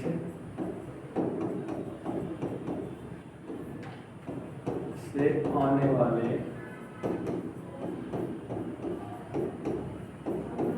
कुछ उल्का पिंड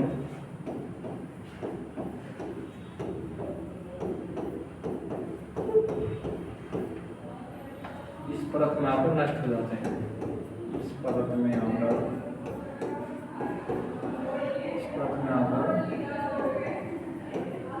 नष्ट हो जाते हैं, नष्ट हो जाते हैं, जल जाते हैं।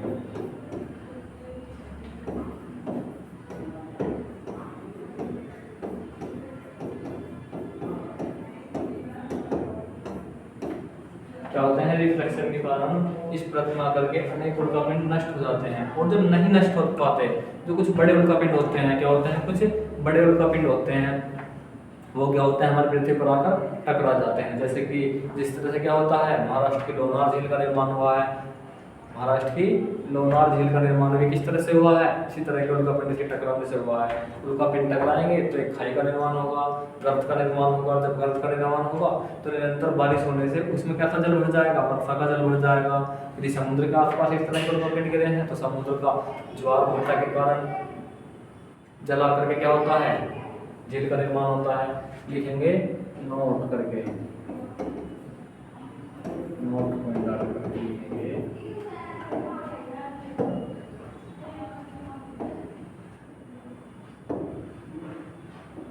कुछ उल्कापिंड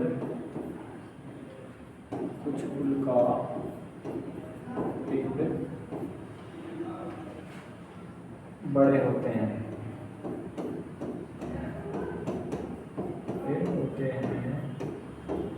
जो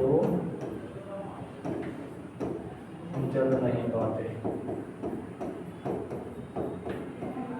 पता क्या होगा, जो उल्कापिंड जल नहीं पाते वह क्या होगा, पृथ्वी से टकरा जाते हैं, वह पृथ्वी से टकरा जाते हैं।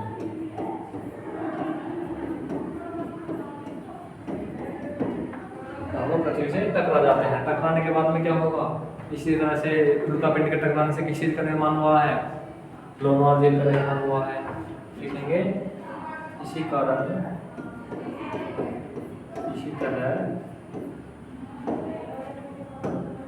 महाराष्ट्र की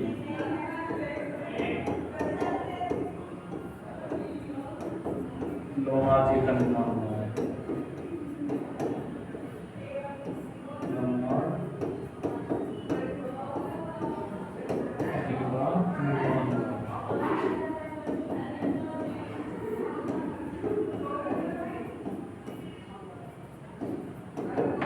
इसी तरह से क्या हुआ है, महाराष्ट्र की लोनार झील का निर्माण भी इसी तरह से हुआ है। अब आपसे पूछने लगे, आपसे कांस्टेबल में या एसआई में किस तरह क्वेश्चन आएगा कि महाराष्ट्र की लोनार झील का निर्माण किस तरह से हुआ है। यदि कुछ एक्सट्रीम लेवल में क्वेश्चन बढ़ाकर पूछे जाए तो क्या होगा, उल्कापिंड से टकराने से पृथ्वी पर होने वाले प्रभाव और प्रभाव के बारे में लिखिए।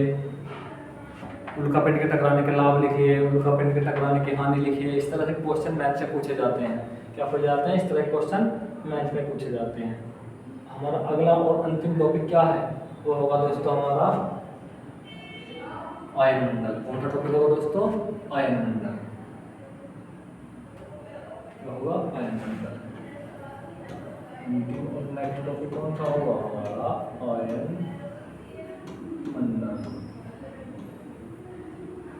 दोस्तों आयनमंडल होगा। अब इस आयनमंडल में क्या होता है, इस आयनमंडल में आयनिक कण पाए जाते हैं, पाए जाते हैं, आयनिक कण पाए जाते हैं, आवेशित कण पाए जाते हैं। लिखेंगे इस आयनमंडल में, इस आयनमंडल में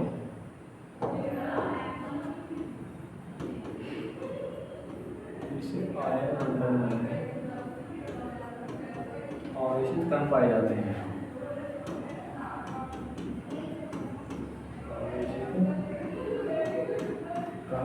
पाए जाते हैं।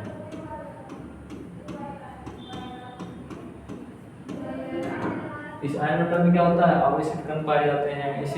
इन्हीं आवेशित कणों के माध्यम से, लिखेंगे इन्हीं कणों के माध्यम से हमारा इंटरनेट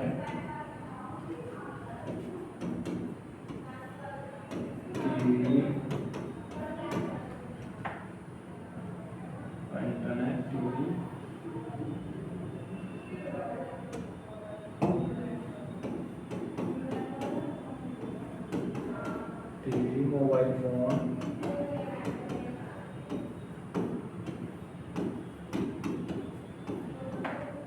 चलता है। मैं आपको भी दिखाऊंगा किस तरह से हमारा मोबाइल फोन इन कणों के कारण चलता है, तो मैं आपको दिखाऊंगा भाई।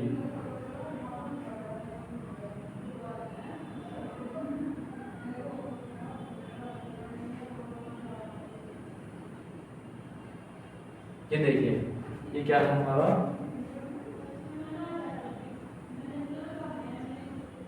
ये हमारा क्या है, वायुमंडल का चित्र है।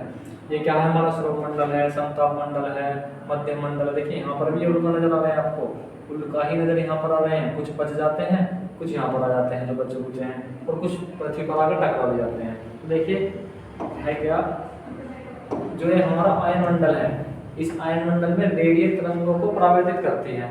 क्या करती है, रेडियल तरंगों को परावर्तित होता आपको नजर आ रहा है कि नहीं आ रहा है, ये वाला क्षेत्र। यहाँ पे क्या हुआ, यहाँ से क्या हुआ, इसी कारण हमारा मोबाइल फोन, इंटरनेट, ये चीज चलना आसान हो पाती है।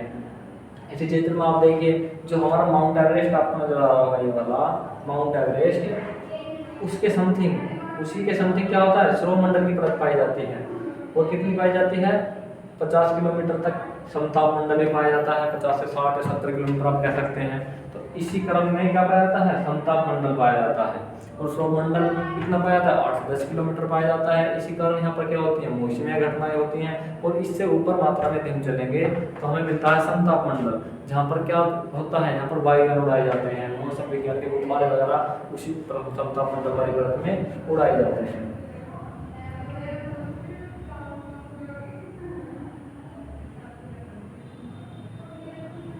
ये वाली बात आपको समझ में आई। अब चलते हैं अपने अंतिम और अगले टॉपिक पर। अंतिम टॉपिक हमारा क्या था, वो था हमारा बहिर्मंडल।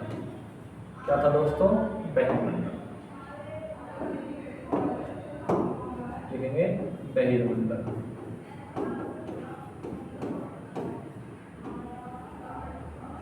बहिर्मंडल, इसमें भी तापमान निरंतर मात्रा में बढ़ता ही रहता है। लिखेंगे इस परत में भी, इस परत में तापमान निरंतर बढ़ता रहता है। क्या होता है, तापमान निरंतर बढ़ता रहता है। इस परत में तापमान क्या होता है, निरंतर मात्रा में बढ़ता रहता है। और अंत में क्या होता है, यह परत अंत में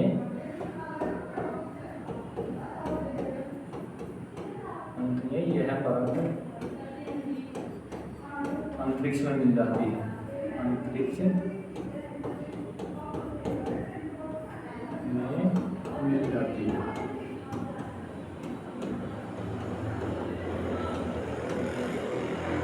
तो अब एक और बताओ, जो हमारे सैटेलाइट वगैरह होते हैं, सैटेलाइट, रॉकेट, और जो हमारे अनेक स्पेसएक्स वाले यंत्र होते हैं जिनको हम अपने पृथ्वी कक्षा में स्थापित करते हैं, वो किस मंडल में पाए जाते हैं, वो किस मंडल में पाए जाते हैं। तो लिखेंगे नोट पॉइंट डाल करके,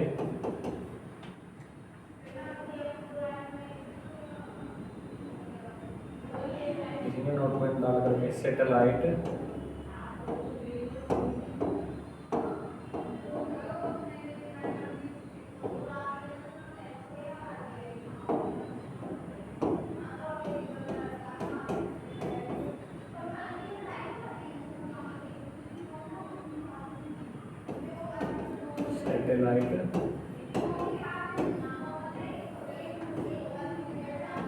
सैटेलाइट और आपके अंतरिक्ष का हम अंतरिक्ष यान इसी परत में छोड़े जाते हैं, इसी परत में भेजे जाते हैं। क्या होते हैं, जो हमारे सैटेलाइट होते हैं, अंतरिक्ष यान होते हैं, उन्हीं को हम पृथ्वी कक्षा में स्थापित करते हैं। पृथ्वी की इसी कक्षा को बहिर्मंडल में ही हम चीज़ों को स्थापित करते हैं। हम कहते हैं कि हमारा सैटेलाइट पृथ्वी कक्षा में एंट्री कर गया, हमारा जो अंतरिक्ष यान तो पृथ्वी कक्षा में एंट्री कर गया, मतलब वो बहिर्मंडल में पहुंच चुका। यही परत जाकर अंतरिक्ष में बाद में मिल जाते हैं। तो दोस्तों, ये आज का हमारा टॉपिक था। वायुमंडल के बारे में हमने पढ़ा कि किस तरह से वायुमंडल होता है, इस पर किस तरह के क्वेश्चन आते हैं, किस तरह के फैक्चुअल क्वेश्चन आते हैं, किस तरह के कंसेप्चुअल क्वेश्चन आते हैं। तो मैंने आपको इन चीज़ों को काफ़ी अच्छी तरह से एक्सप्लेन करके पढ़ाया है। तो दोस्तों, देखते हैं इनमें कुछ अन्य नोट पॉइंट। अन्य नोट पॉइंट क्या है वो देखिए। अब आप एक और बताइए, ये चीजें तो आपको रटने वाली है, इसमें तो आपको कुछ कॉन्सेप्ट वाली बात है ही नहीं कि वायुमंडल का उद्भव किस काल में माना जाता है।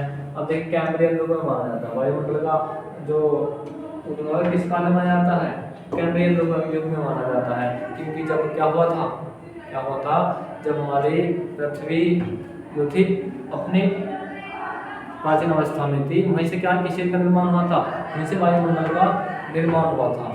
तो इसमें तो कुछ आपको बताने वाली बात है नहीं। वायुमंडल का सामान्य ह्रास दर कितना होता है, मैंने आपको बताया था कि 6.5 किलोमीटर, कितना 6.5 किलोमीटर 6.5 डिग्री सेल्सियस पर किलोमीटर है, डिग्री सेल्सियस पर 1 किलोमीटर। ये चीज़ें मैंने आपको बताया था कि नहीं बताया था, ये चीज़ें मैंने आपको पहले एक्सप्लेन करके बताई थी कि मीटर में कितना होगा, किलोमीटर में कितना होगा। वायुमंडल में किस मंडल को सममहीने मंडल की उपमा दी जाती है, वायुमंडल में किस मंडल को सममहीने मंडल की उपमा दी जाती है। और देखिए सममहीने मंडल, किस मंडल को सममहीने मंडल की उपमा दी जाती है, तो श्रोभ मंडल। श्रोभ मंडल, समवहन का मतलब होता है जो हमारा संवहन है, यहाँ पर संवहन, इसका मतलब आ जाएगा मौसम। क्या होता है संवहन का मतलब, मौसमी मंडल की उपमा दी जाती है। और मौसम कहाँ होता है, श्रोभ मंडल में। जेट स्ट्रीम किस मंडल में प्रवाहित होती है, देखिए जेट स्ट्रीम अपना आप में एक पूरा टॉपिक है। क्या है, जेट स्ट्रीम अपना आप में एक पूरा टॉपिक है और ये काफी डिटेल से आपको पढ़ना होगा। ये भी कहाँ होती है, श्रोभ मंडल में होती है। एक तरह की क्या है, धारा का नाम होता है, वायु धारा का नाम क्या होता है, जेट स्ट्रीम होता है। और इसको हमें काफी अच्छे तरीके से डीप तरीके से पढ़ना पड़ेगा। वायुमंडल के किस मंडल में ओजोन परत अथवा मंडल स्थित है। मैंने आपको बताया कि हमारा जो वायुमंडल है उसके समताप मंडल में ओजोन परत पाई जाती है। उसी ओजोन परत में क्या होता है दोस्तों, जो हमारी ओजोन परत है उसी परत में क्या होता है, उसी परत के अंतर्गत जो हमारी सूर्य से आने वाली पराबैंगनी किरणें हैं, हानिकारक किरणें हैं, उन किरणों को रोक करके मतलब पृथ्वी की दूसरा कौन सी गैस विकिरण के लिए पारदर्शी तथा पार्थिव विकिरण के लिए अपारदर्शी है। देखिए ये चीज यहाँ पर समझाने वाली है कि कौन सी गैस है जो विकिरण के लिए पारदर्शी है और किस लिए पार्थिव विकिरण के लिए अपारदर्शी। इसके लिए मैं आपको समझा दूँ होता क्या है दोस्तों, इसे हम हरित गृह प्रभाव भी कहते हैं। अब ये क्या हुआ, कोई भाग है, ये कोई भाग है और यहाँ से सूरज से निरंतर मात्रा में प्रकाश पड़ रहा है, प्रकाश पड़ रहा है, इधर पड़ रहा है, ये प्रकाश इधर पड़ा तो क्या हुआ, जब प्रकाश इधर पड़ेगा तो यहाँ पर तापमान बढ़ता चला जाएगा, तापमान बढ़ता चला जाएगा, तापमान क्या होगा, बढ़ेगा। मतलब यहाँ से तापमान अंदर तो आ जाता है, क्या होता है, अंदर तो आ जाता है CO2 के कारण। ये CO2 की परत होती है, किसी की CO2 की परत होती है। इस परत में तापमान अंदर तो आ जाता है, लेकिन जैसे ही क्या होता है, सूर्य का सूर्योदय होता है, सूर्यास्त होता है, तो सूर्यास्त के बाद में बढ़ा हुआ तापमान, ये क्या होता है, ये बढ़ा हुआ तापमान यहाँ से बाहर नहीं पहुँच पाता, बाहर नहीं पहुंच पाता। तो क्या होता है, जैसे आज सूरज निकला, सूरज निकलने के बाद निरंतर प्रकाश अंदर पड़ा, तापमान बढ़ गया, सूर्योदय जो थे हमारे सूर्यास्त हुआ, सूर्यास्त होने के बाद में फिर ये टेम्परेचर क्या होना चाहिए, बाहर निकल जाना चाहिए। क्योंकि जो पृथ्वी का ऊष्मा बजट है उसमें मैं आपको पढ़ाऊंगा कि जो हमारा सूर्य का प्रकाश है वो यदि 100% आता है ना पृथ्वी पर, वो 100 का 100% ही वापस मुड़ जाता है, वापस चला जाता है, लेकिन कुछ समय लगता है। तो ये जो परत होती है CO2 वाली, ये कुछ हद तक तो होती है सही, लेकिन यदि अधिक मात्रा में बढ़ जाए तो किस चीज़ का निर्माण करती है, ये एक हरित गृह प्रभाव का निर्माण करती है। और इस हरित गृह प्रभाव में होता क्या है, टेम्परेचर निरंतर मात्रा में बढ़ता रहता है, निरंतर मात्रा में बढ़ता ही रहता है।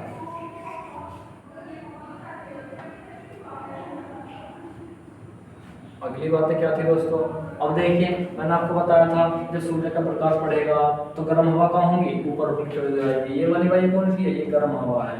ये वाली वायु कहाँ है, ये ठंडी हवा है। ये क्या है, हमारी ठंडी हवा है। और देखिए ठंडी हवा कहाँ बैठ रही है, नीचे बैठ रही है। जो हमारी गर्म हवा है वो कहाँ जा रही है, ऊपर जा रही है। काफी अच्छी तरह से मैंने आपको समझाया है। दूसरा क्या था, वो था भैया वायुमंडल में किस प्रकार के गैसों का यौगिक का मिश्रण है। अब बताइए, जो गैसों के यौगिक हैं उनके मिश्रण को क्या कहते हैं, गैसों के प्रकार के यौगिक में क्या कहा जाता है, मिश्रण कहा जाता है। पृथ्वी का औसत तापमान कितना है, पृथ्वी का औसत तापमान कितना है, जो हमारी पृथ्वी है उसको औसत तापमान 15 डिग्री सेल्सियस पाया जाता है। कितना? 15 डिग्री सेल्सियस पाया जाता है। पृथ्वी के साथ वायुमंडल किस कारण से टिका हुआ है? जो हमारा पृथ्वी है उस पर वायुमंडल किस कारण से टिका हुआ है? गुरुत्वाकर्षण बल के कारण टिका हुआ है। इस कारण गुरुत्वाकर्षण बल के कारण क्या टिका हुआ है? वायुमंडल टिका हुआ है। कार्बन डाइऑक्साइड तथा जल वाष्प की मात्रा कितनी ऊंचाई तक पाई जाती है? 90 किलोमीटर तक पाई जाती है। काफी अच्छी तरह से मैंने इन चीजों को आपको एक्सप्लेन करके बताया है। दूसरी, वायुमंडल में उपस्थित अक्रिय गैसों में सर्वाधिक मात्रा किसकी पाई जाती है? आर्गन की पाई जाती है। किसकी पाई जाती है? आर्गन की पाई जाती है। मैंने आपको शुरू में बताया था। कहाँ बताया था? शुरू में ही बताया था। ये आर्गन की मात्रा अक्रिय गैसों में सर्वाधिक मात्रा आर्गन की थी कि नहीं थी? 9.3%। बाकी सभी की क्या है? इसमें कम है जो अक्रिय गैस है। तो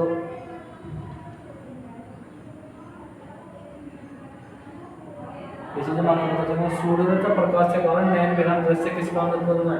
प्रकाश की किरणों के प्रकीर्णन के कारण। अब प्रकाश की किरणों का प्रकीर्णन क्या है? क्या है? सूर्य की प्रकाश की किरणों का प्रकीर्णन क्या होता है? इसी के कारण क्या होता है? हमें अंतरिक्ष का रंग नीला दिखाई देता है।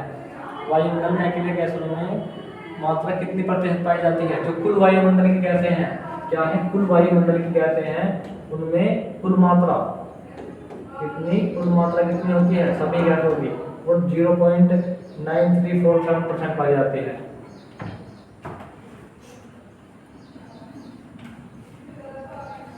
अब देखो कितनी ऊंचाई तक ऑक्सीजन की मात्रा बिल्कुल नगण्य हो जाती है। इस तरह के वन लाइनर क्वेश्चन एग्जाम में डायरेक्ट रूप से पूछे जाते हैं। 120 किलोमीटर। कौन बताओ?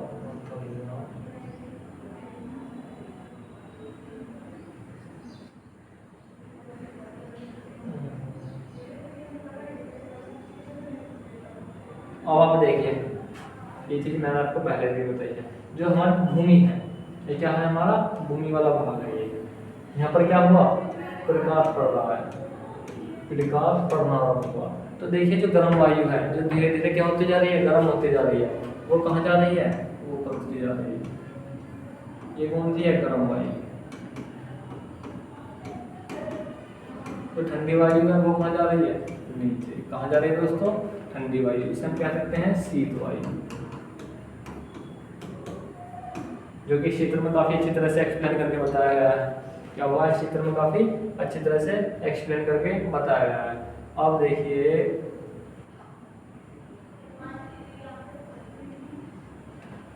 चीजें मैंने आपको काफी अच्छी तरह से एक्सप्लेन करके बताई है।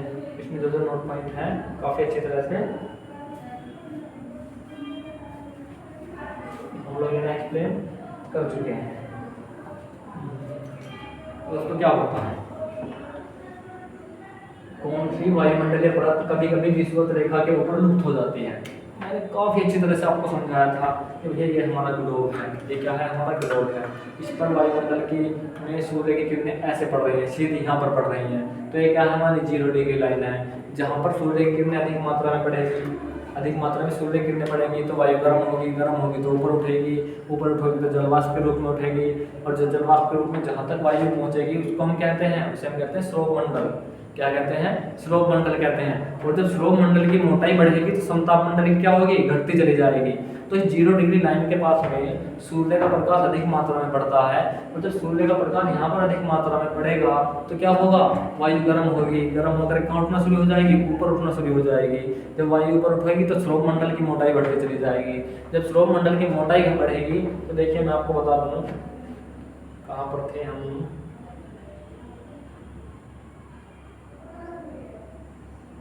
मैं ये चीज़ आपको काफ़ी अच्छी तरह से एक्सप्लेन कर चुका हूँ। क्या कर चुका हूँ? काफ़ी अच्छी तरह से एक्सप्लेन कर चुका हूँ।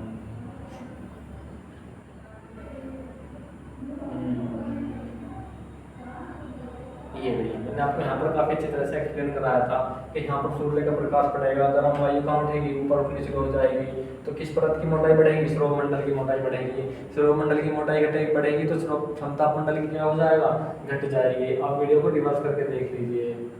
ये चीज़ें ये रही, काफ़ी अच्छी तरह से मैंने ये चीज़ें आपको एक्सप्लेन कराई है कि उत्तरी ध्रुव पर किस परत की मोटाई बढ़ेगी, भूमध्य रेखा पर किस परत की मोटाई अधिक पाई जाएगी, कहाँ पर कौन सी परत घटेगा। देखिए किधर क्वेश्चन आया कि नहीं आया कि सबसे ज़्यादा मोटाई ध्रुवों पर पाई जाती है समतापमंडल की, लेकिन समतापमंडल कहाँ कम मात्रा में पाया जा रहा है, भूमध्य रेखा पर परत की मोटाई कैसी पाई जा रही है, कम पाई जा रही है, लेकिन कभी कभी बिल्कुल नगण्य भी हुई जा रही है।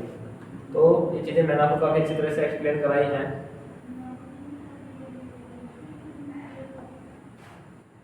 क्या बात कर रहे थे हम, ओके हमारी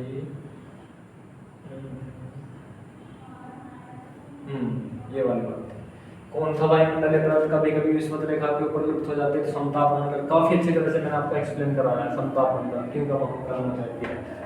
रेडियो की तरंगें किस मंडल पर पृथ्वी पर वापस चली जाती हैं, वायुमंडल पर बताया था मैंने आपको। वायुमंडल की समस्त जलवायु गतिविधियां किस मंडल में होती हैं, समस्त जलवायु गतिविधियां, बिजली का कड़कड़ाना, बारिश का होना, वर्षा का होना किस मंडल में होता है, ये सब चीज़ें श्रोभ मंडल में पाई जाती हैं। कहाँ पाई जाती हैं दोस्तों, श्रोभ मंडल में पाई जाती हैं। इससे अगला टॉपिक क्या है, ये कंफर्म कर चुके हैं, ये कंफर्म हो गया, ये भी कंफर्म हो गया। नागरिक उड्डयन की दृष्टि से वायुमंडल की कौन सी प्रवृत्ता मानी जाती है, समतापमंडल मानी जाती है, क्योंकि जहाँ पर बादल होंगे, क्या बादलों के बीच में वायुयान उड़ाया जा सकता है, नहीं, बादलों के ऊपर वायुयान उड़ाया जाता है। और जहाँ पर मौसमी घटनाएं कम हो जाती हैं, वहाँ से कौन सी परत शुरू हो जाती है, समतापमंडल शुरू होती है। तो ये चीज़ आप पढ़ चुके हैं। समतापमंडल की खोज किसने की थी, टीज रेंस बोर्ड ने की थी। इसमें कोई रटने, इसमें कोई कंसेप्ट वाली चीज़ है नहीं, जिसने खोज करी है उसने देखो कभी ही है।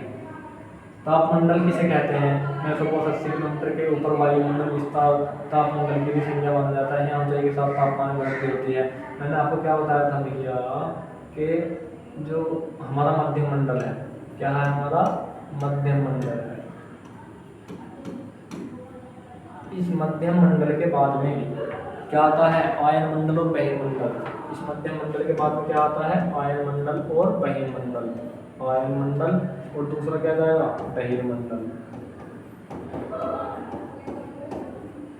दोनों में क्या होता है, टेम्परेचर निरंतर मात्रा में बढ़ता चला जाता है।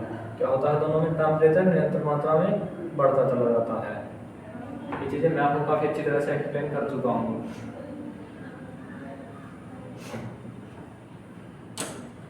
तो दोस्तों मेरा मानना यह होगा, आज का कंसेप्ट आपको काफ़ी अच्छा लगा होगा और समझ में भी आया होगा।